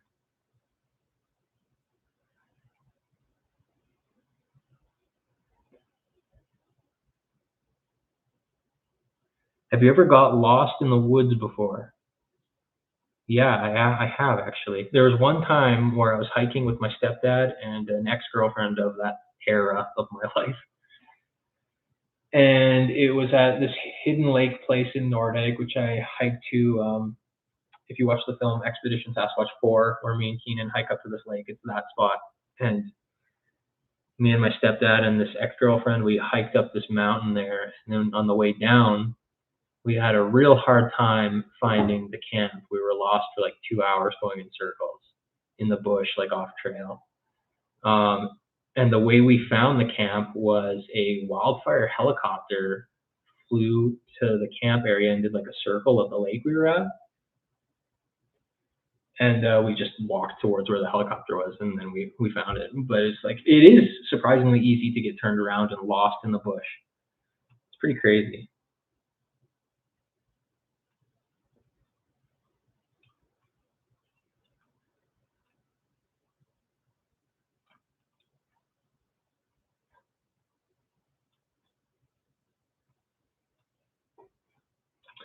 Yeah, is there any other topics you want me to just talk about? Like it doesn't have there doesn't have to be questions. Like I can talk about certain topics as well. I always like talking about weird stuff. I like talking about the supernatural. Um, it's crazy, like looking into it more and more. When I first started out, I'm like, I gotta be I got to be all about the facts, you know. I got to be all flesh and blood, so I'm taken seriously. But nowadays, looking into it and all the weird stuff I've experienced since starting out, I'm more inclined to believe that there is a weird supernatural element to the Bigfoot mystery. And you know, it's way easier to explain things, obviously, but I don't know. Sometimes you have experience where you're like, dude, there is definitely a mystical, paranormal vibe to this, and you just feel it. A lot of people are asking about Dogman. Like, I don't know about dog. I don't really research it, and I haven't seen evidence of Dogman, like unless it is like a subspecies of some kind where like its tracks look the same or like the hair looks the same. I don't know. You don't. There was that. What was that photo? There was a photo, the Beast of Seven Shoots. I think it was in Quebec. I can't remember. The Beast of Seven Shoots. It's a place, a photograph taken at this place of a upright being of some kind that looks to have a baboon-like snout, and people think it's might be carrying like a dog or something like that. That's the closest thing I've ever seen to anything that looks like what a dog man is supposed to look like. And I don't know. I don't know if it's legit or not. Will you ever hire a full-time cameraman? And can it be me? That's what Bob Snyder says. Yeah, I don't know. That would be a big pay cut for me. Yeah, it's easy to go out in the bush filming by yourself, because you're more comfortable on camera when you're alone. But it is nice when somebody can actually film you physically doing things like hiking up whatever, like actually doing things and following you around. It is nice to have that, and then you can focus more on like presenting stuff in front of the camera. So I don't know. I'm sure in the future, maybe I will expand in that sense, but not in the immediate future. Jay Noble says, have you ever heard of Sasquatch slapping water like a beaver? I had a strange experience many years ago. I feel like I've heard people mentioning something like that before. I don't really know, but I feel like that's something they would probably do. Like, they're knocking on trees and they're making howls, and why wouldn't they do something like that? Make a splash like that. I guess it wouldn't really be a splash.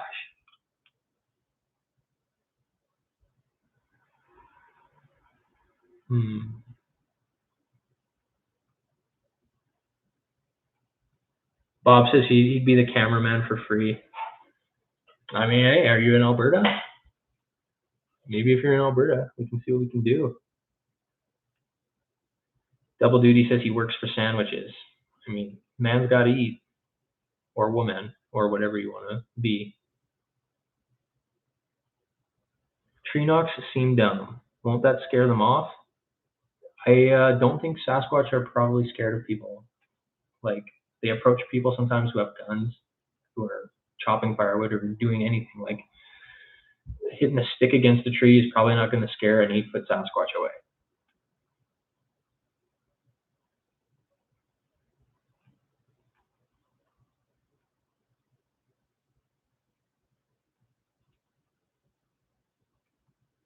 How frustrating is it that every piece of Bigfoot footage is blurry? Very frustrating. Very frustrating. Well, a lot of it's just like low quality cameras, low quality cameras, and people who are filming them are not like trained cameramen. They're not. So there's a lot of limitations. Now, if you have somebody who doesn't know really what to do with their camera and they have a crappy camera, then you're really going to get blurry footage. But that kind of stuff, like, it is hard to get stuff on camera. I've been noticing that with like the UFO thing. It is nearly impossible to get something moving that fast on camera. And even in a way that's not blurry, you have to, like when I go out trying to film stuff in the sky, I'm sitting there with the camera in hand, turned on, waiting. And even then, like pushing the record button, like not screwing up is difficult.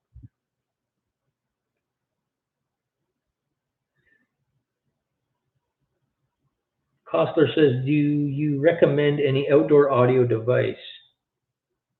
There's lots of audio devices you can get. You can like there's a couple brands like Zoom and Tascam. They make like portable recorders that are pretty high quality. I don't have mine handy right now, but I bought one called a Zoom F1 field recorder, and it's very cool because you can detach different like microphone attachments. Like you can put a directional mic on it or like a stereo mic or whatever, and you can do all kinds of different things with it. And I really like it. So I would recommend the Zoom F1 field recorder because it's very versatile.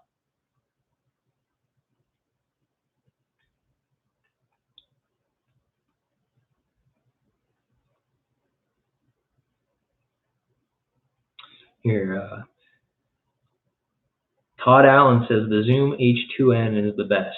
Yeah, the Zoom H2N, the Zoom H1, the H4, they're all great recorders. We used to use the H4N quite a bit in like the regular video production, and it was always pretty reliable. Where do you usually go to look for Bigfoot? give away all my secrets. I usually go to the Nordegg area here in Alberta, and I explore up the Forestry Trunk Road in the direction of north. And there's a few specific areas that I like going to. There's a place, if you drive up the Forestry Trunk Road from Nordegg, there's a place called Brown Creek. And if you stay there, early season, like May, maybe like end of April, people have had weird things happen. A lot of people have had rocks. They've had rocks being thrown into the camp area at Brown Creek. It's a nice camp area. Like, it's a well-used camp area. It's not in the back country. Like, it's just off of the Forestry Trunk Road, and there's campsites, there's outhouses, and like stuff happens there. So it's weird. Like, why does stuff happen at some of these areas and not in others? I don't know.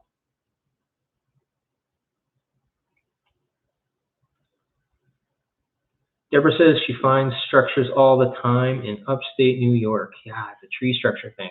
So the tree structure thing, like, I go back and forth on that a lot. Like, at first I'm like all about the tree structures. They have to be something. They have to be related to the Sasquatch phenomenon. And then for a while I was like, well, nobody's ever like documented these things being built. So like, who's to say what even made them?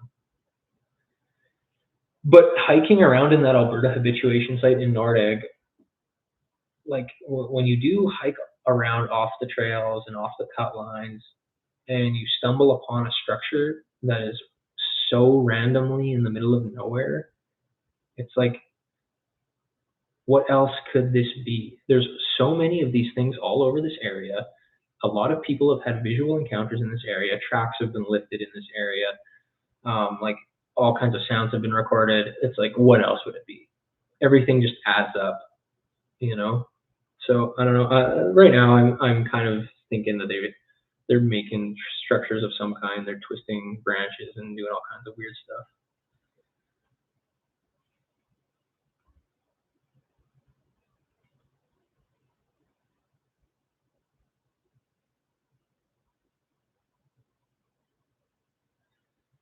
Double Duty says, go camp on a power line far from roads and you might get action.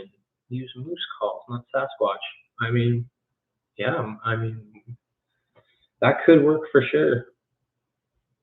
A power line or like a cut line of some kind is great because you can, in some instances, if you're in an elevated position, you've got like you can see for miles or kilometers or whatever. So, if something walks out onto one of these cut lines, you could easily film it. And in a lot of cases in the Nordegg area, when people have reported, running into these things, they'll be walking down a cut line or a trap line or whatever, and they'll step out in front of them, and then they're just like, they don't know what to do, right? And they're just in total shock. But there's a lot of stories like that here in Alberta. So yeah, these cut lines and everything, and the trap lines in the Nordegg area, they're perfect for that sort of thing.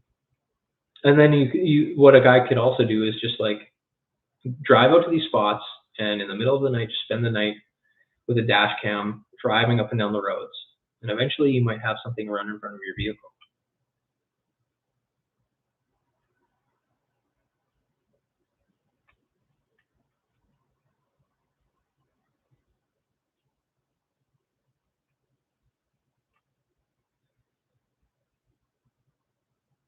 Bobo44 says, I look like a young Justin Verlander.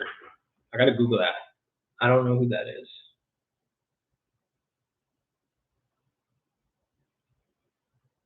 People tell me I look like a lot of different people.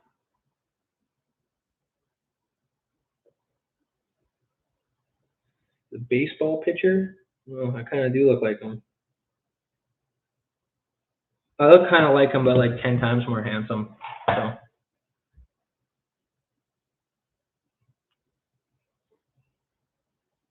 What do you think tree knocks mean in Sasquatch terms? That is something that we don't know either. It could be like, it could obviously be some sort of communication between like different Sasquatch, maybe like a Morse code type thing. But they seem to do it like when they're messing with you, like when you're out and you make a wood knock, maybe they'll make a wood knock back. I don't know. It's some form of communication, it seems. And it's a very basic, easy form of communication as well.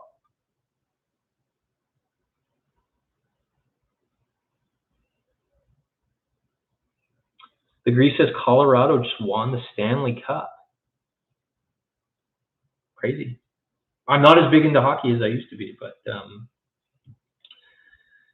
there you go. Colorado won the Stanley Cup for all you people who are super big hockey fans.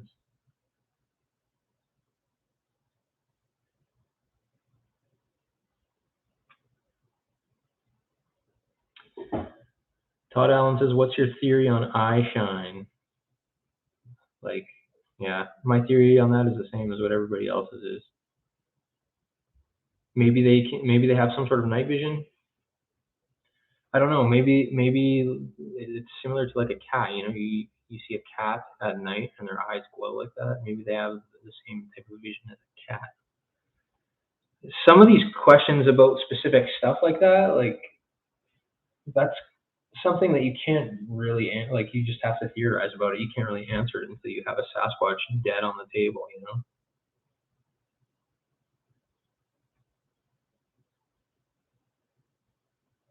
Swarm says, what do you think Bigfoot are interested in apart from surviving?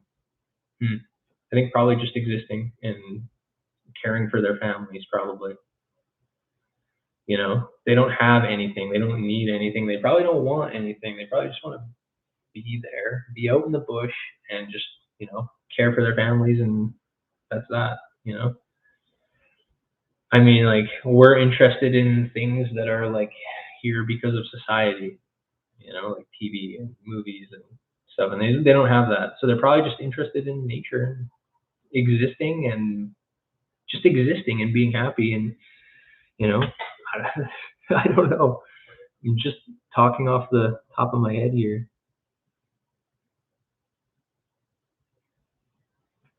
How do you feel about Bigfoot being able to cloak? That's what Bob Snyder says. Yeah, I don't know. Like I've seen tracks in the moss. I've seen tracks, and then maybe there's a couple of them, and then no tracks at all. So what is going on with that? Like, it appears that they're either maybe jumping onto a log or like jumping onto a tree, and maybe there won't be tracks for a while. But like, I'm open to anything. I'm open to all the supernatural, paranormal stuff. I don't know. I thought that maybe what they could do, maybe they have some sort of ability or a defense mechanism or something that they developed through whatever, like through however many years to shift their frequency or their vibration to the point of like phasing out of this reality that we can perceive. I am like, this is just ideas that I've thought of, and I think, you know, maybe one day we'll have the technology to be able to investigate that side of the Sasquatch topic further. But right now we can just speculate. Brian, thank you so much. Do you have a question for that? Brian C. I'm not going to attempt your last name. I'm just going to call you Brian. But thank you. You can ask a question if you want. I'll answer.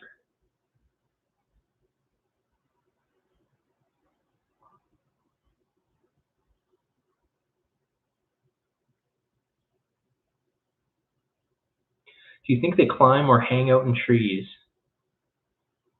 I bet you they do. I bet you especially the young ones do, because it's probably just a playful thing that they do. When we're kids, we like climbing trees. If you are a Sasquatch, like a fully grown Sasquatch is a massive creature, right? I feel like they'd probably utilize the young ones. They'd probably be like, hey, go climb the top of this tree and just keep watch. That's an easy job for you to do. You know, you're not gonna fall down and like hurt yourself. Probably like the tree's not gonna snap if it was like a 900-pound Sasquatch up there. They'd probably send juveniles up there to like keep an eye out on things. Snake Man says, what kind of music do you like? A non-Bigfoot related question. He likes Metallica, 80s pop, and 70s music. I'm a massive Led Zeppelin fan. I like classic rock. I like Jimi Hendrix. I like The Doors. I also like Metallica. I like Megadeth a lot too. All that kind of stuff. But mostly Led Zeppelin, and a few more like modern bands. I like Greta Van Fleet because they sound exactly like Led Zeppelin.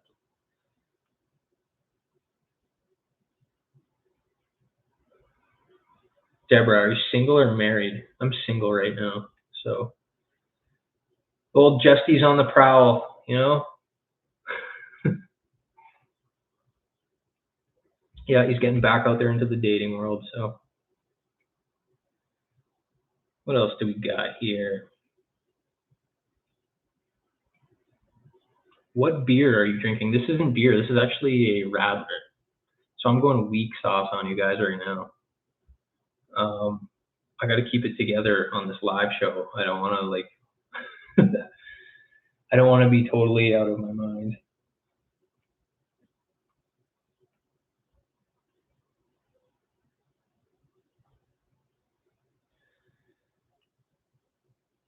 Would you consider taking individuals out to try and encounter Bigfoot? I've thought about that. I've thought about that, but then the thing is, like, before you know it, you have 1,000 people wanting to go out into the bush. You know, like the only way to make it manageable is to have like a paid trip. And I thought about doing that. Like, I'm not gonna do paid trips out into the bush. I thought about doing it before, and I was going to do it, and I just didn't feel good about it. Even though like I went to school for adventure tourism and outdoor rec and running like tourism businesses and whatnot, it would have fit perfectly into my education. But like I'm not opposed to like doing guided hiking trips out into the backcountry that are hiking trips where we keep an eye open for Bigfoot. You know, I don't know. I don't know. But yeah, like also time is a thing. Like managing my time and like being able to take a bunch of people out into the bush can be quite time consuming while doing all these other things. Do you think Sasquatch eats meat or just plants? I think it eats whatever it can get its hands on, probably. Like, and then, like obviously assuming it's edible. But you're going to need a lot of calories to sustain a body of that size, especially through the winter. So I'm sure they probably stock up on meat, you know. And in the winter, like that's what they're going to eat. There's no plants unless they collect plants and dry stuff out for the winter. Or you know, I don't know. I'm assuming they eat meat, and then you got a lot of reports of people like finding deer kills and things like that in areas where there's Sasquatch. You'll hear also reports of Sasquatch, you know, carrying dead animals, or you'll even hear stories of people witnessing Sasquatch hunting deer. I do think they would have to eat meat to survive for sure.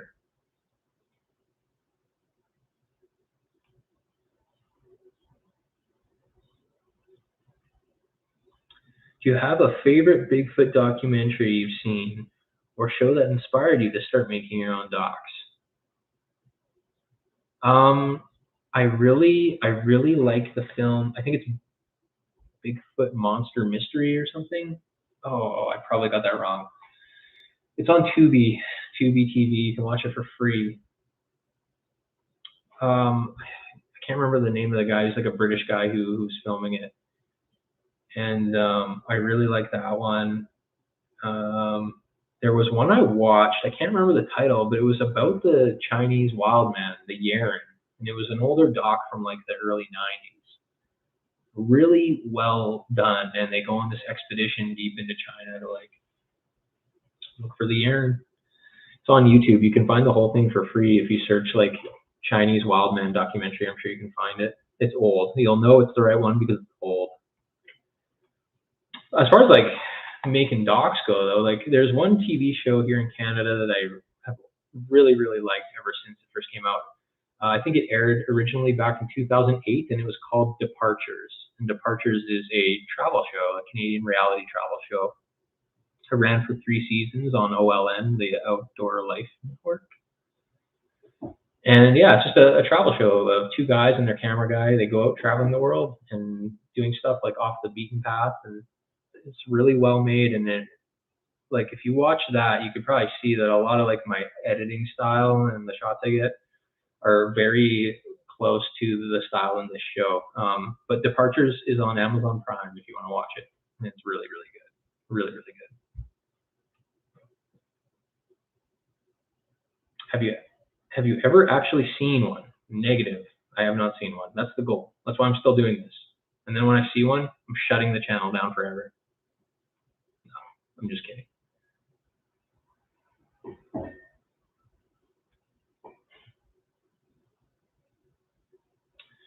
There's been a few comments I've noticed about Nephilim, the Nephilim.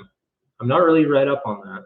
I know it's a biblical thing, and you know, maybe in the next couple weeks I'll make a video on it actually, because I am interested in it to see how it relates.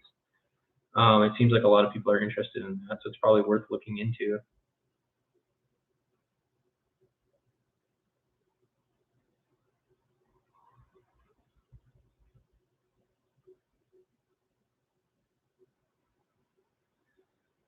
Justin, did you see the footage of the woman who claimed to have been taken by a Yaren and her son had ape-like features and was the tallest person in the village? Are you talking about Xana?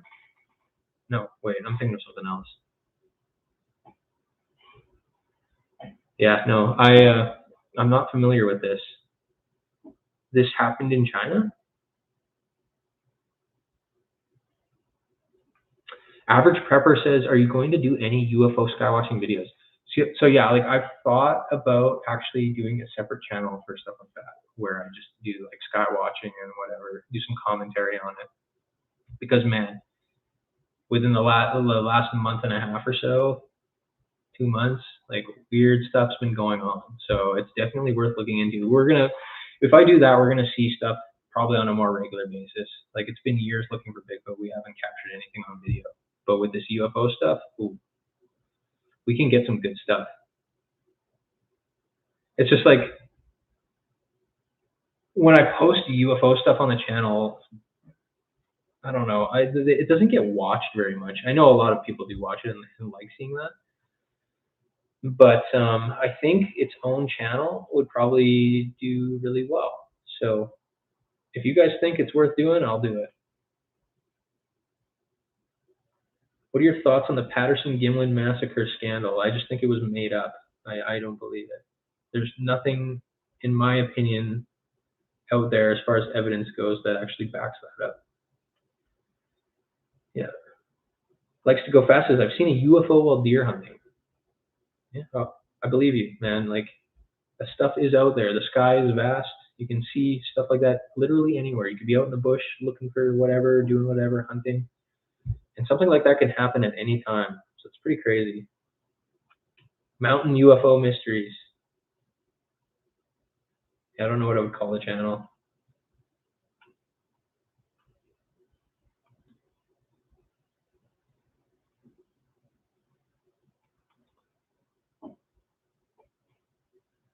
Yeah, well, as far as like videos go though on the channel, what do you guys want to see more of? Like obviously expedition videos are great, and exploration videos. I'm gonna be trying to get out as much as I can this summer. I got a lot of free time, you know, now that I'm a single man, so I'm gonna be out exploring, and you know, we can film a lot of good stuff for you guys.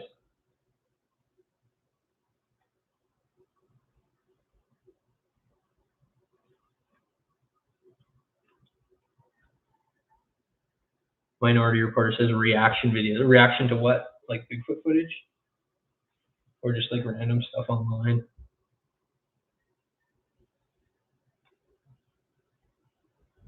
I thought those track casts in my last video were very interesting that Brian Spackman cast. Those tracks were in an area that was like nobody in their right mind would go like walking through there. It was like an icy but like muddy spot in the middle of like nowhere. And the tracks were smaller than an adult human. Like they were, if they are genuine, they're a juvenile track, but they're through like the worst spot. Like who would be out there in the middle of nowhere walking barefoot through that mud, icy mud? And I think those were genuine tracks.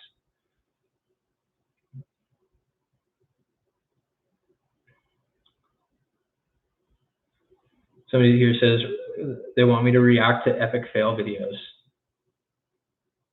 Those would be good videos.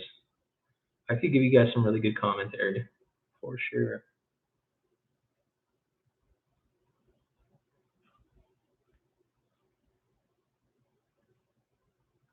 Where do you think are the best areas to find tracks? Well, here in Alberta, the best areas that I've noticed are not necessarily like waterways. It depends. A lot of the rivers here in Alberta are very rocky, and you won't leave a track. The best areas appear to be like quad trails and ATV trails because they're super muddy, and like the last time we were out, there were grizzly tracks everywhere. And it's hard to tell how old they were. I think they were probably like 24 hours, 24, maybe 48 hours old. And just they show up so well in the mud, and they're very defined, and they're very easy to cast. So like on those ATV trails, I think if a person just like explored ATV trails in a remote area, then they'd have really good luck, probably. Carson McDonald, what's up, buddy?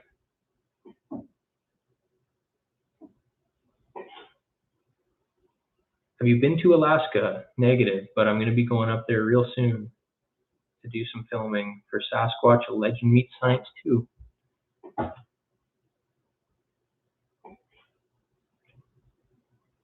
Yeah, I'm not saying also that like waterways are a bad spot. They're a great spot, but it depends on what like the ground is like. Is it rocky or is it sand? If it's sand, it's perfect.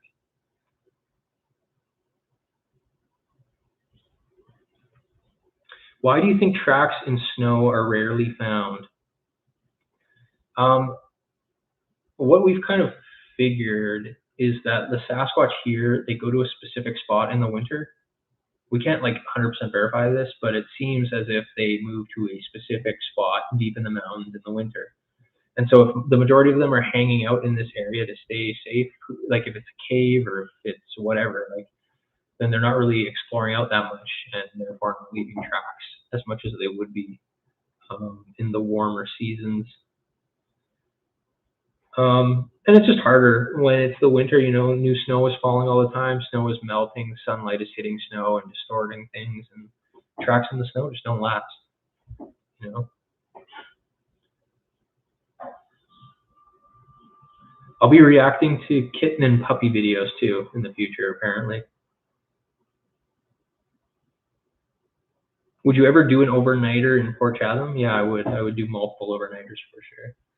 Yeah, I would post myself up inside one of those old cabins that they've come across, and I would bring a one of these EMF detector, do some paranormal research as well. I was going to actually use this. I was going to take it out onto my patio and see if anything happens when those UFOs are flying over, and maybe it'll go off. Yeah, people want to see overnighters, so we're going to go and do some more overnighters. But just wait till that Land Rover is done being built, and we're going to get some great stuff. We're going to go on some really big adventures. My plan is, after filming Bigfoot Quest for the Wild Man, is to drive it out to BC and do some exploring with it on the island. I think it'd be awesome. IPA or lager? IPA. IPA for sure. I'm from downtown Edmonton. I'm a hipster, so IPA all the way. You should try gifting them that squirrel taxidermy. I know. For those of you who haven't seen the worst taxidermy, there it is. The worst taxidermy ever done on this planet. I'm going to give this to Ken for his birthday, Ken Walker. Yeah.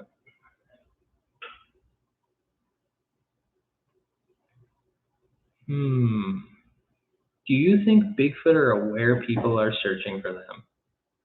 Probably. Because like our group, we actively go out and are making stupid noises all the time and banging on trees. And we're going to the same spot. And we're thinking about Sasquatch, talking about Sasquatch. If they do have any sort of, you know, ability as well to like do the mind speak thing, then they definitely know for sure, but who knows? 2-ply or single? Like quad ply, for sure. Who uses single ply? That's suicide.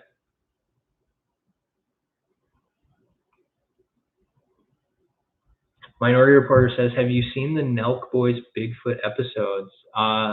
somebody recently told me to watch those, and I haven't got around to watching them yet, but I plan on it. Apparently, these guys go, like, this is kind of a shitty thing to do, but they'll go and they'll hoax a Bigfoot researcher. They'll take them out to look for Bigfoot, and they'll have it staged so that like they see something, and then the Bigfoot researcher literally believes that they saw something. It's kind of cruel, but they seem to apparently go along with it.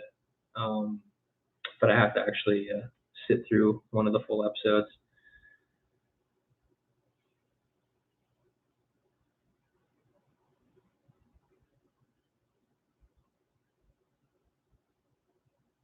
Have you tried battery operated clothing? I don't even know what that is. I don't even know what that is. Stop calling and banging on trees. Use game calls. Elk, moose, and around water. Yeah, yeah. I mean, that's definitely worth trying for sure. Yeah. But like we were making calls the last time we were out, and we had a call back. So, I mean, that seems to still work.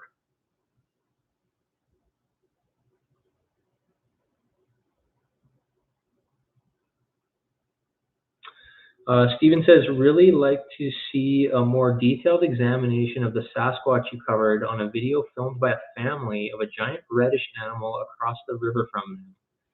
Yeah, that video was taken, I believe, west of Calgary, Alberta, somewhere. I don't know the specific location, but dude, that footage looks legit to me. A lot of people try and say it's a moose, but I really don't think it's a moose. It looks like a big hulking, walking creature.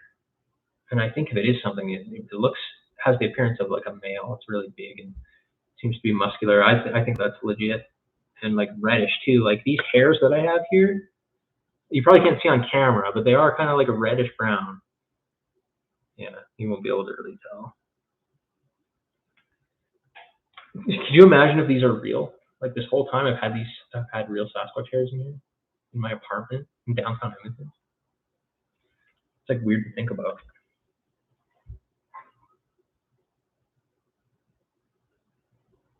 Have you seen A Flash of Beauty, Bigfoot Revealed, the documentary? Yeah, I rented it on iTunes, and then iTunes wouldn't let me download it, so I had to rent it again from somewhere. And I enjoyed it right up until the end, and then it completely fell apart for me, to be honest. But everything before that, I was so into it. Like, this is a really great presentation of this stuff, and I feel like if the average person who wasn't really into the subject was going to watch something on the subject, they should watch that first, the majority of the movie. Just like stop it before it gets to that weird part at the end where they show that Sasquatch that is definitely a costume. Yeah. Single ply is only for those who like to live on the edge. Yeah. You know how easily your finger's going to go through that?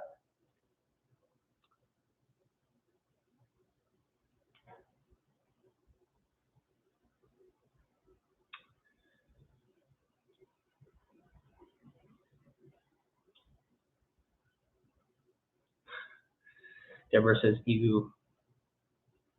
This is important stuff, especially if you're out in the bush. You got to decide what kind of toilet paper you're going to bring, you know? You don't want to be monkeying around in the bush when you're in like a squat position.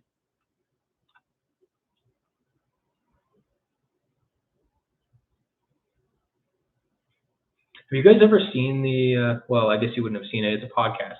The Astonishing Legends podcast. They have like a 6-part, it might even be more than 6 parts, a 6-part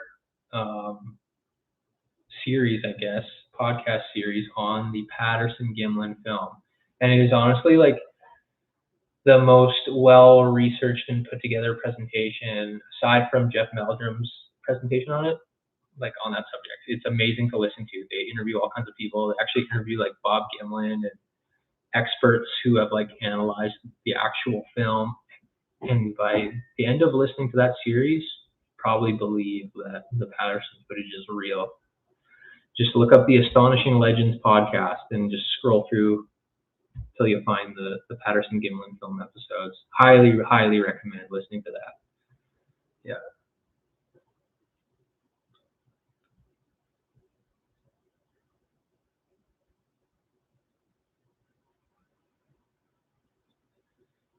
Yeah. Well,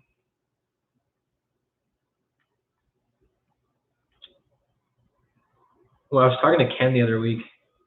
We were talking about like the tree knocking sounds, and a lot of people now are saying that it might not be tree knocking, it might be like a popping sound with their mouth. And then Ken actually made this sound where he made a sound with his mouth and he clapped his hands in front of his face at the same time. It sounded like a wood knock, exactly. Like it sounded like wood on wood. It was very impressive. It's definitely possible they're also doing that and not actually banging trees with sticks.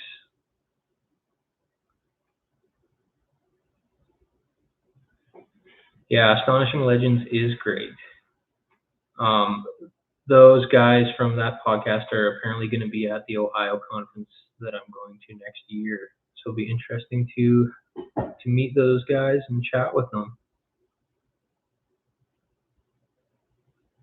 Have you ever thought of going on an expedition in the same area that Albert Ostman was and see if you find any artifacts from his story?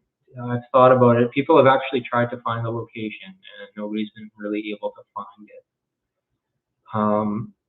Then again, you don't have to go to the exact spot that he was in unless you did want to find artifacts. You know, I wonder how much that would have deteriorated from the 1920s until now if stuff would have left there. Yeah, stuff does not last out in that bush. Like it's so wet, if anything metal would eventually just like rust and crumble away. Yeah, and even I don't even know if the Albert Ostman story was genuine or not. A lot of people, there's a few people who are like, who have researched that story very thoroughly who don't believe it's true. But part of me really wants to believe it's true because that was actually the Albert Ostman story was one of the first stories I've ever heard of Bigfoot. I remember seeing it in a program back when I was younger. I can't remember if it was called Creepy Canada or something. There was a program where there was a segment, they had a recreation of the Albert Ostman story, like a reenactment. And that was one of the, I thought it was the most fascinating stories. So yeah, I would like that story to be true, but I don't know, it's really hard to say. That story, the Mushalat Harry story where he was taken and brought back to an area where there was like a couple dozen Sasquatch. Like, can you imagine that happening to you? That could very well happen to a person. Seraphine Long in British Columbia was an Indigenous woman, was taken while out gathering sticks, and she was taken and held captive for years. Unbelievable.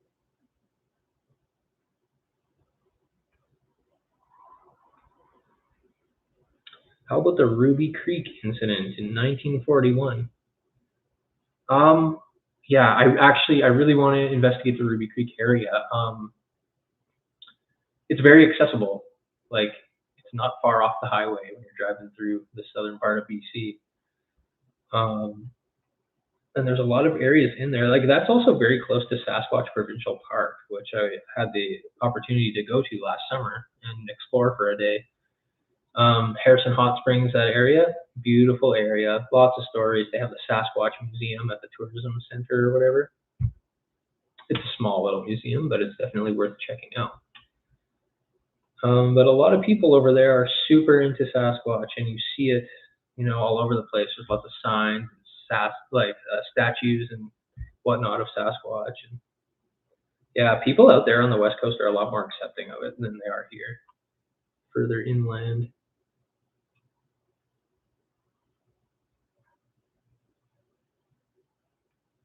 Okay, I'm scrolling back up again to get more questions.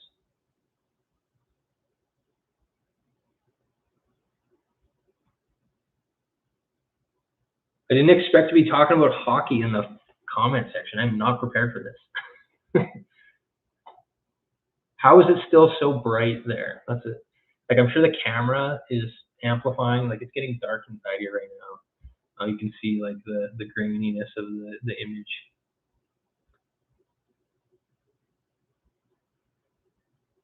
Deborah says she has the popping noise on video. Interesting. I would like to hear that actually.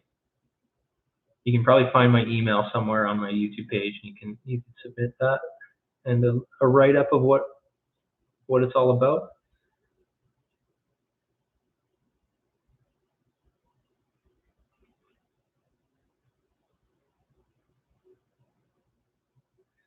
Oh, here's the question, Justin. Would you ever shoot a Bigfoot in order to prove its existence? No, no, I don't think so. Like, no, I don't want to be the guy to do it. I would hire somebody to do it. No, anonymously. No, I wouldn't. I really just want footage. Like, I really just want really good footage. Like, nowadays, getting a camera that shoots 8K is not a big deal. Like, the image quality and the resolutions in cameras nowadays, man, that's what we need. We might not need to shoot it right away. We can get by, I believe, with footage. A lot of people don't think so. They think the only thing it takes is a body, but I think you could potentially get good enough footage. If you get a clip that's long enough, if it's clear, and if the subject on camera is doing things that allows you to see like certain parts of the anatomy and like the musculature and everything like that, then that's really, really good. Because like the Patterson footage, that's kind of what you see is you see the muscles moving and all that kind of really detailed stuff. Like imagine if the Patterson footage was shot on like an 8K camera, it would probably be game. Like it might have caused like scientists to actually look at it, more thoroughly. But I'm hoping to get something like the Patterson footage, but in 8K. That would be the dream.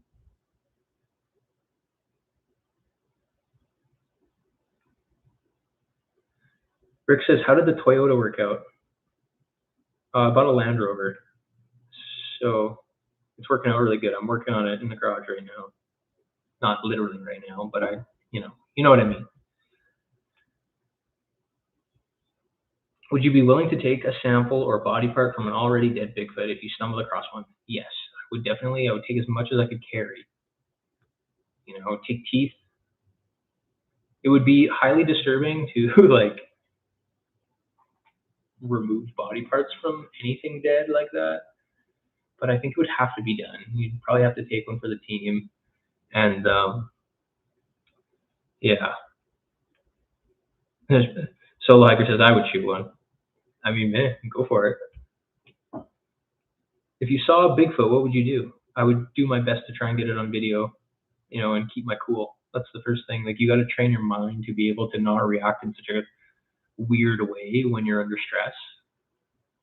But I would do whatever I could to try and get it on camera, and I would pursue it if I was able to. If it took off and went into an area that I couldn't like physically get to, then that'd be a different story. But you'd kind of have to go after it. You'd have to try and film it and go after it and look for tracks and any other trace evidence that's out there.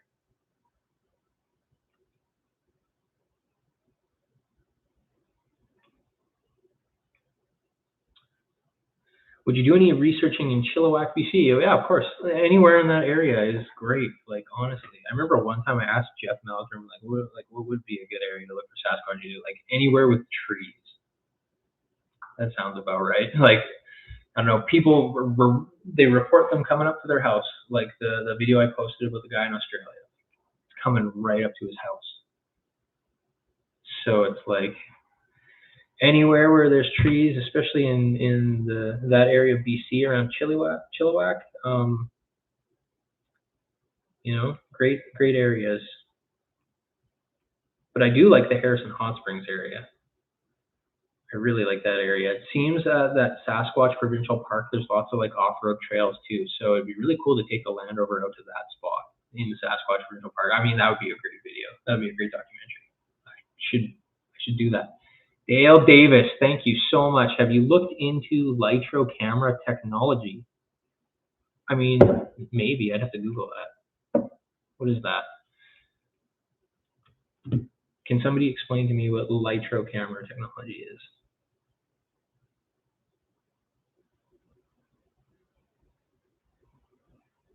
I'm going to try and Google it.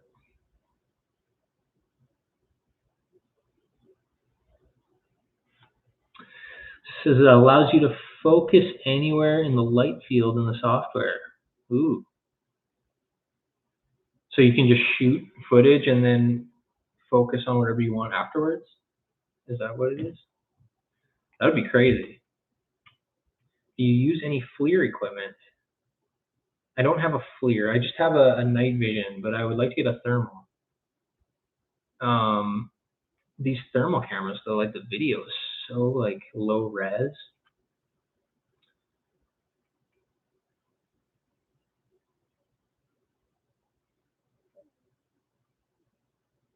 Oh, another one. Ever going to team up with small town monsters? Yeah, we are. Next year when I go to Ohio. Another question about the massacre scandal at the Patterson Gimlin film site. I firmly don't believe that it's a real thing. I think it was made up. Yeah, I think it was completely made up. There's not enough proof out there at all to back that up.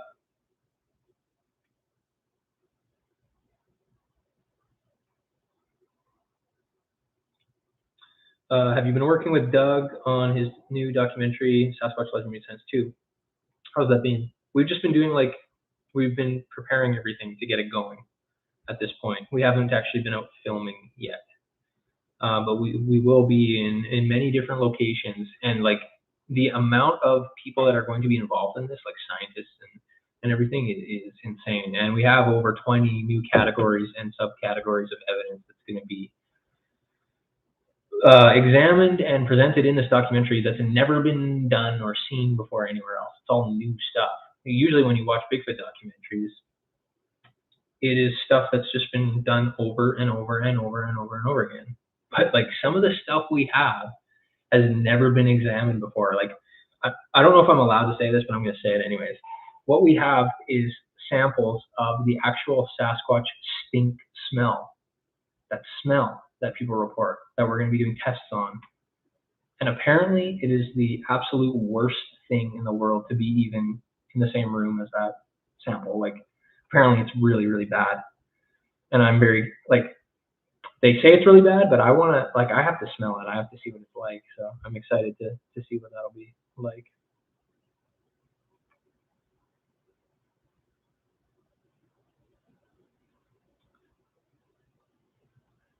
That smell was me after chili night. I mean, I hear you there, dude. What is currently the best Bigfoot documentary in your opinion? It's called Wild Man, My Search for Sasquatch. No. The best Bigfoot documentary in my opinion? Oh, well, I can't answer that. Probably Sasquatch: A Legend Meets Science 1 that came out back in the early 2000s. It's like really well put together and has actual science in it. So, Justin, would you ask Bob Gimlin directly about the massacre issue that's come up? I would ask him, but I would say that somebody asked me to ask you. I wouldn't be like, what's up with this? I'd be like, well, somebody online asked me to ask you about this. I want nothing to do with it, but I'm going to ask you anyways. So, yeah.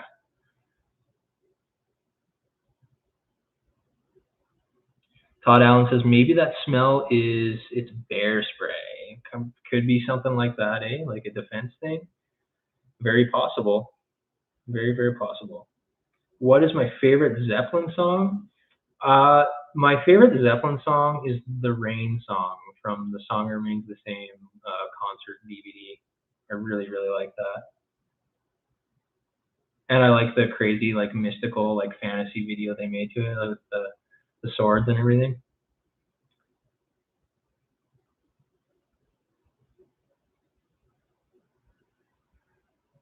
A lot of people are saying upstate New York is like a Bigfoot hotspot. Like I'm honestly not very familiar with the states and what the natural areas are like. I don't know what the wilderness is like up there, but I'm sure there's probably lots of areas that could support something like a Sasquatch.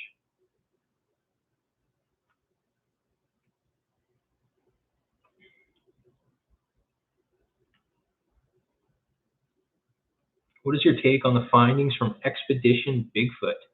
I'm assuming that you've watched season 3. I'm about halfway through season 3, so I haven't finished it. And like the last thing I remember seeing actually was like some shadowy stuff they were filming. There was like shadows that they kept on film, which is like, I don't know. That kind of stuff is easy to fake. It's really easy to fake shadows. I don't know if anything's fake. All I know is that some of the shenanigans that went on in the first season were like huge red flags of like there's stuff that was going on behind the scenes and like locations that they were at that weren't presented in an accurate way. So there's that.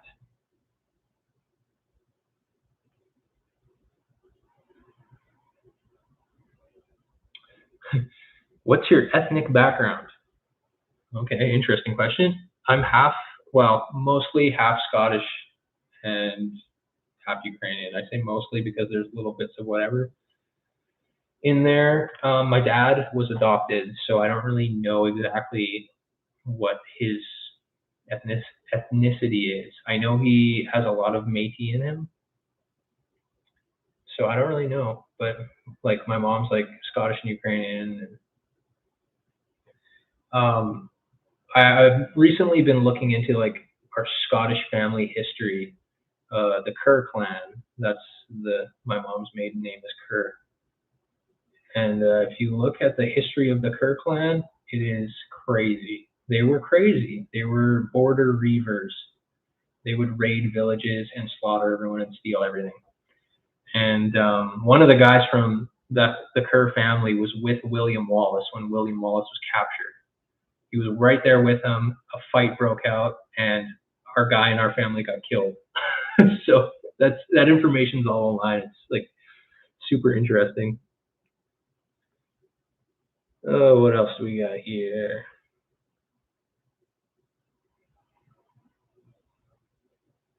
Do you think the discovery of Bigfoot is inevitable? I mean, probably with time it'll happen. I think it's really interesting what's happening with the UFO subject. You know, now they're really open about it, and I think they're really open about it because they know they can use that and that fear that might come with it to their advantage. You know, the government. They're trying to say that like the UFOs are a threat. They're a threat to this planet. And I personally don't believe that. So I think eventually when they find a way to like use the Bigfoot thing to their advantage, they'll probably say something. But at this point, it's like the talk is that if Bigfoot was proven, like it would ruin like logging and all that kind of industry. It'd be major problems for that. So why would they? Come forward with that?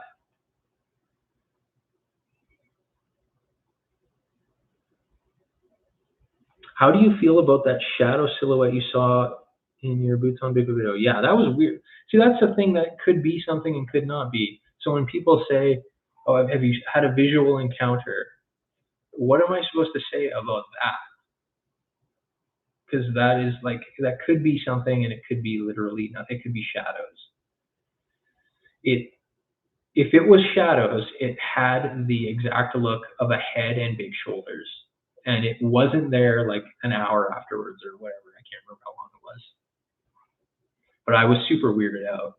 Like I spent the whole time there just like wondering and trying to like, you know, position the cameras in ways that I could try and like recreate that shadow and wait for the sun to be in different positions, and I couldn't recreate it. I can't say for sure. It was just one of those weird things. Somebody said, "When is my birthday?" My birthday's right now, dude. My birthday's today, 31, June 26th. Would you ever take Mountain Beast Mysteries to a major network? The only way I would take Mountain Beast Mysteries to a major network is if it was with like Doug Highcheck from Monster Quest, somebody I like trust. I've had experiences recently, like last year, dealing with production companies in the States trying to like pitch shows to like whatever networks, and they always pass because I don't know. I kind of try and I tell them that I want control over a lot of stuff and like creative control and shit. And it never ends up working out, and then you get all these other shows that aren't very good. So I don't know. Mountain Beast Mysteries might just be destined for YouTube and you know whatever, and I'm fine with that. I can do whatever I want, and it can be as authentic as I want it to be.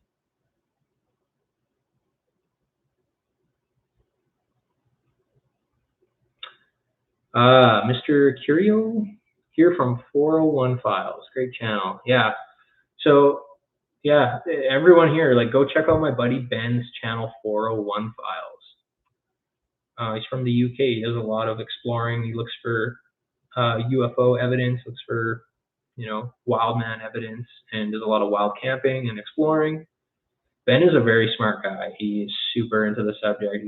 He's a huge critical thinker. Like, he's a great guy. So I would highly recommend everybody going and giving Ben a subscribe and watching all of his videos. He broke into Rendlesham Air Base in the UK, where the Rendlesham UFO encounter happened, and got captured by military personnel. It's all on video. It's on his channel. It's a crazy video. I highly recommend watching that. The guy's got some balls on him.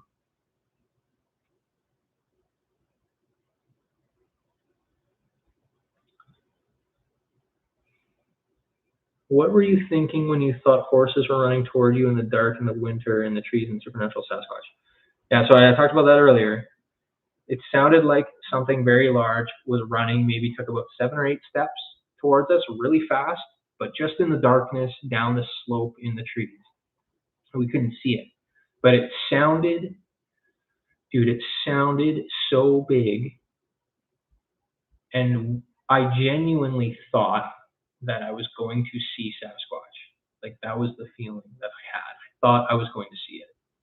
And when it stopped and it made a horse noise, it was just like, it was so unexpected and weird, So I don't really know like what exactly happened there, and I don't think I'll ever find out at this point. But that's why the film's called Supernatural Sasquatch, because it felt supernatural, kind of like you're not seeing stuff, but you're hearing stuff, and none of it even makes sense. But there's tracks that look like Sasquatch tracks. It's like, how else do you explain this stuff?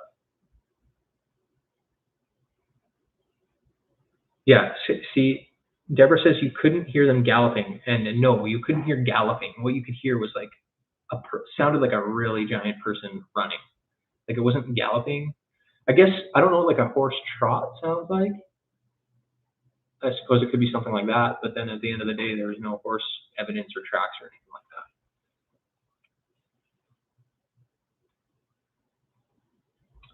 that. Abby says, I've heard that they can copy animal noises perfectly. Yeah, like, it would literally have to be perfectly, because I'm telling you, this horse sounded exactly like a horse. Go on the documentary Supernatural Sasquatch and watch it and listen, because it sounds like a horse. It would, like, if you were just walking around and you heard that, you'd be like, oh, there's a horse, and you wouldn't even know. And maybe that's a thing that they would do too, eh? Like, maybe if you suspected there was a Sasquatch, maybe to throw you off, they would make a horse sound to make you think like, oh, it's just a horse, and then you wouldn't pay any more attention to it.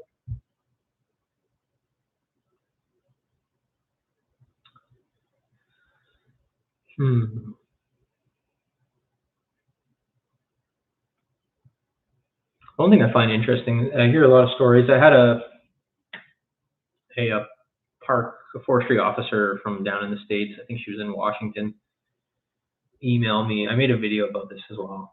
She was going down a trail, and she swears she had something like paralleling her. She was walking down this trail just in the trees. She could hear it, and it was like following alongside her for the longest time. And when you get reports like that from people that work in forestry and are like, forestry officers, it's like they believe something weird happened, and they're in the wilderness all the time, and they know, like, people who work in parks, they do courses on like wildlife identification and stuff. Like, they know all this stuff. Oh, Mythica. Thank you so much for that super chat. Thank you. Do you have any questions? I'd be more than happy to answer your question. Why continue to use cameras with infrared triggers when it's believed Bigfoot can detect them? So Ken Walker said that apparently in the daytime they don't actually use infrared. So during the daytime, it's like, I have to Google this and make sure it's true. But if it is true, then during the daytime, the trail cameras could be quite useful. But then again, we don't know for sure if they can actually see infrared light and if they actually do avoid them. It is well believed that they do avoid them. Yeah, I haven't actually used trail cameras in a long time, but my night vision does use an infrared beam. So,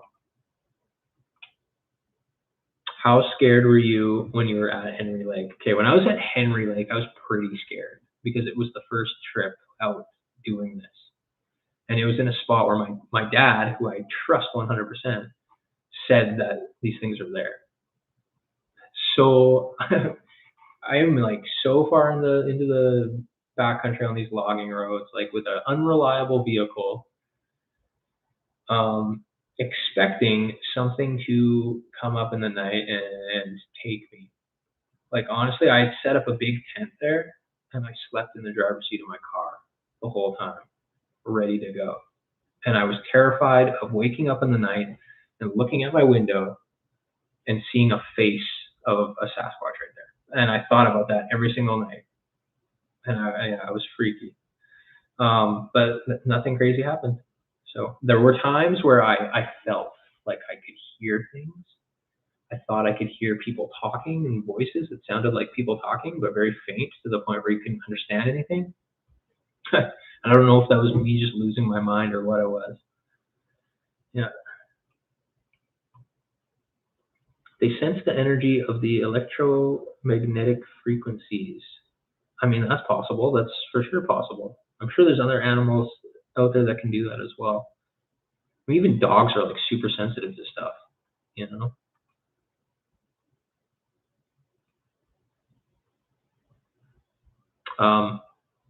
My buddy Keenan, though, he had a really crazy encounter in the Crow's Nest Pass area here in Alberta, where he was in his tent and something came to like the area where his head was and like pushed into the tent fabric. He was lying down on his back and it put its hand right on his face. And I believe it did it 2 times. And Keenan told me this like when I very first met him years ago. And since then, I've heard multiple other reports that are extremely similar to that. Like imagine how scared you would be in that situation, where a hand the size of a frying pan like wraps itself around your face, and you're lying there in complete terror. You know, that's a story that like it really freaks me out because I trust Keenan 100%. He's very level-headed too. Yeah, he's very level-headed.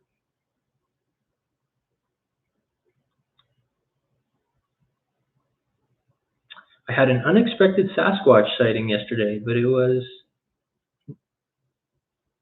near a research area where I was getting GPS coordinates of 3 stick teepee structures that were being moved with seasonal change. So, with your Sasquatch sighting there, Strangeland, what did you exactly see? You actually saw the Sasquatch?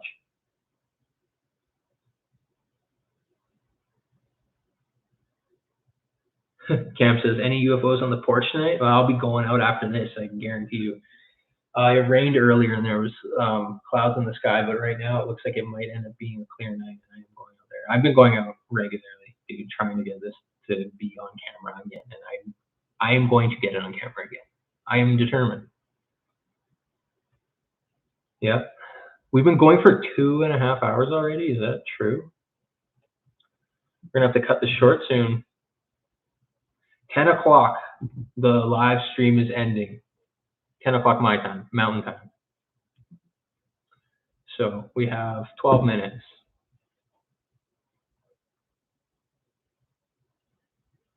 Do you know of the location where David Thompson found Sasquatch prints? Yeah, I don't know the exact location. All I know is in the Jasper like area. Like it literally could be anywhere. It could be along the Athabasca River, like anywhere.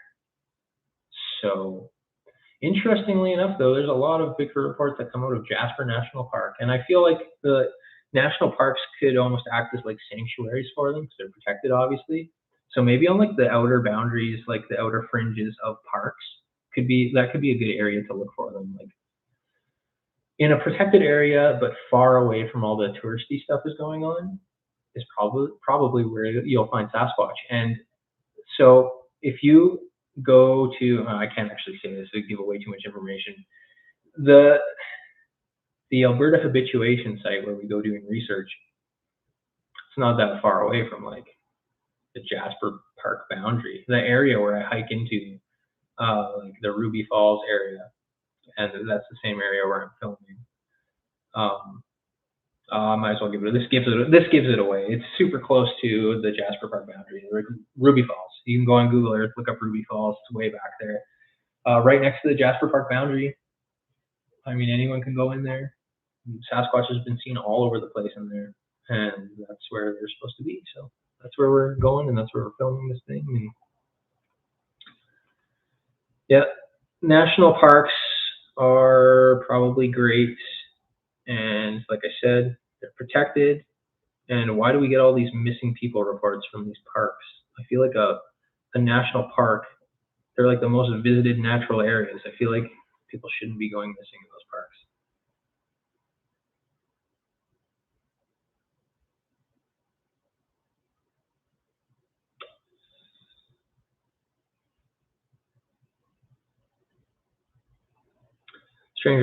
Strangeland says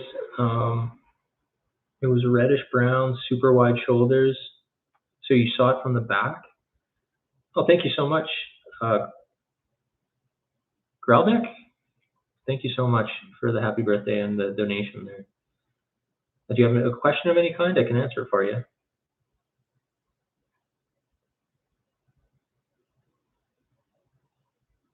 Robert Jackson says he enjoys the drone footage that I shot in the mountains. Yeah, I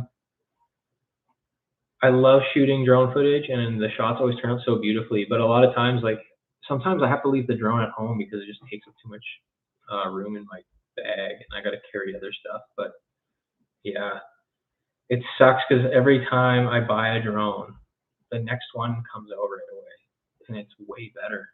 It's like super annoying.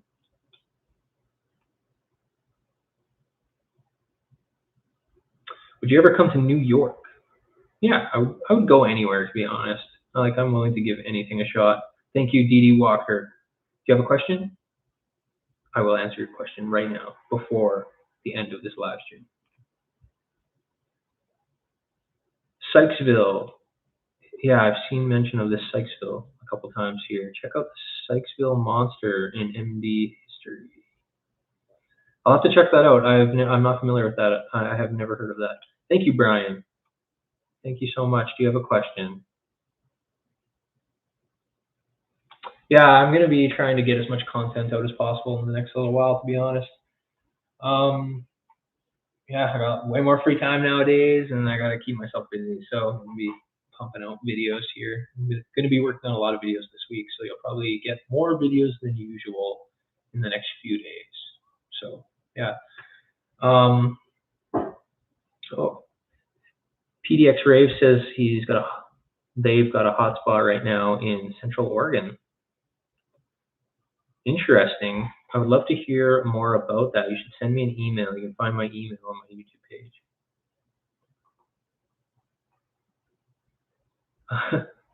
Todd Allen, I panicked that you would get surrounded by wolves. I've had some close call. Like, I've seen wolves before. And there are a lot of wolves around our habituation site here in Alberta. There's actually quite a few, and they've been right up to the camp area as well, apparently. And there's so many bears out in there as well.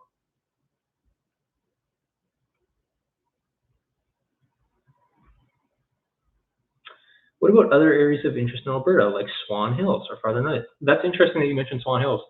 So when I was in wildfire, we had a fire base in Swan Hills, and so a lot of times I would be there. And most of the time I was out in Fox Creek, and there's actually Sasquatch sightings and reports and tracks that have been found in the Fox Creek area. But Ken Walker, the taxidermist, he'll tell you the area of Swan Hills.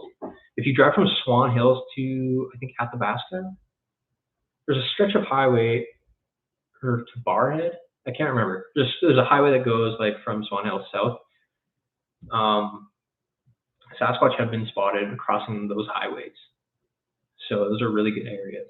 I never seen anything when I was fighting fire up there, but there are stories for sure.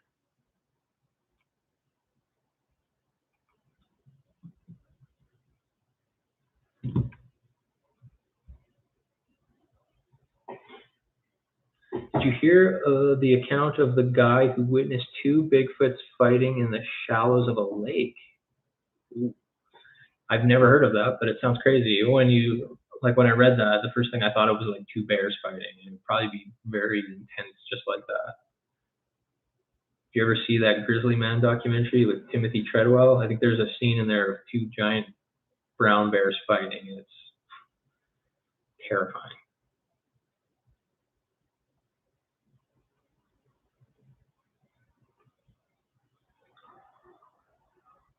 Do you think you could travel outside of Canada, like maybe in the US? Yeah, I'm planning on going to the States to do all kinds of stuff. I got a lot of friends in the States that I would like to visit and hang out with and do some exploring with. So in the future, yeah, for sure. And thanks everyone for all the happy birthdays. Like, really, it means a lot. Holy crap. I've never had 270 people show up for my birthday before. DB, thank you. You got a question? I'm about to shut her down here, so get your questions in now.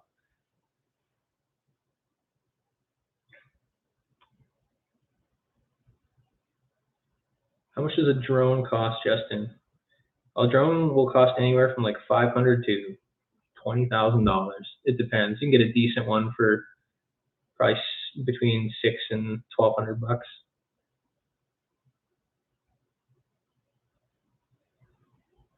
Don, thank you so much. I try and keep them interesting, but I try and keep them like real. Like I don't know. I just go out, I film everything, I come back, I try and make it into like something. You know, whatever happens, happens. That's usually how it goes.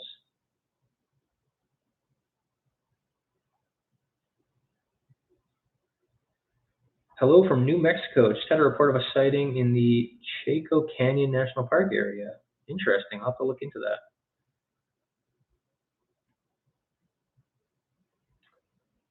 Somebody asked, do you have any updates on Peter Byrne? No reason. Well, I think Peter Byrne is he's still around, which is very impressive. That guy, Peter Byrne, man, he lived quite a life, it sounds. Just hearing stories of his adventures, traveling around the world to the Himalayas looking for the Yeti, like that would be the ultimate thing to do.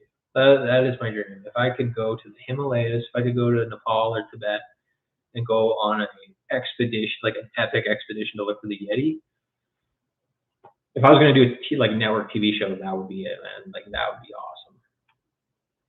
CWB, thank you so much for the happy birthday and the donation. It means a lot.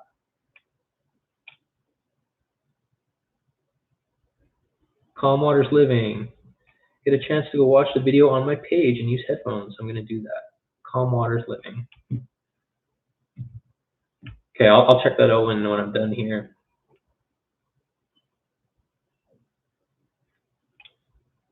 Thoughts on the Sasquatch genome study? That's something I have to look into more, and I'm going to be forced to look into it more probably with the Legend Meets Science documentary. We're going to be doing a lot of I can't remember. I think the University of North Carolina was mentioned. They're doing like analysis of DNA for us, and I think a bunch of other places are also going to be doing studies on DNA. We have a lot of samples of a lot of stuff that are going to be analyzed, and a lot of it is like new stuff. Somebody asked, what do I bench? I don't know. I stopped going to the gym like 2 years ago in COVID, and I work out at home now. Like I used to be able to bench like 270, 275 or whatever. But I don't even bother with that anymore.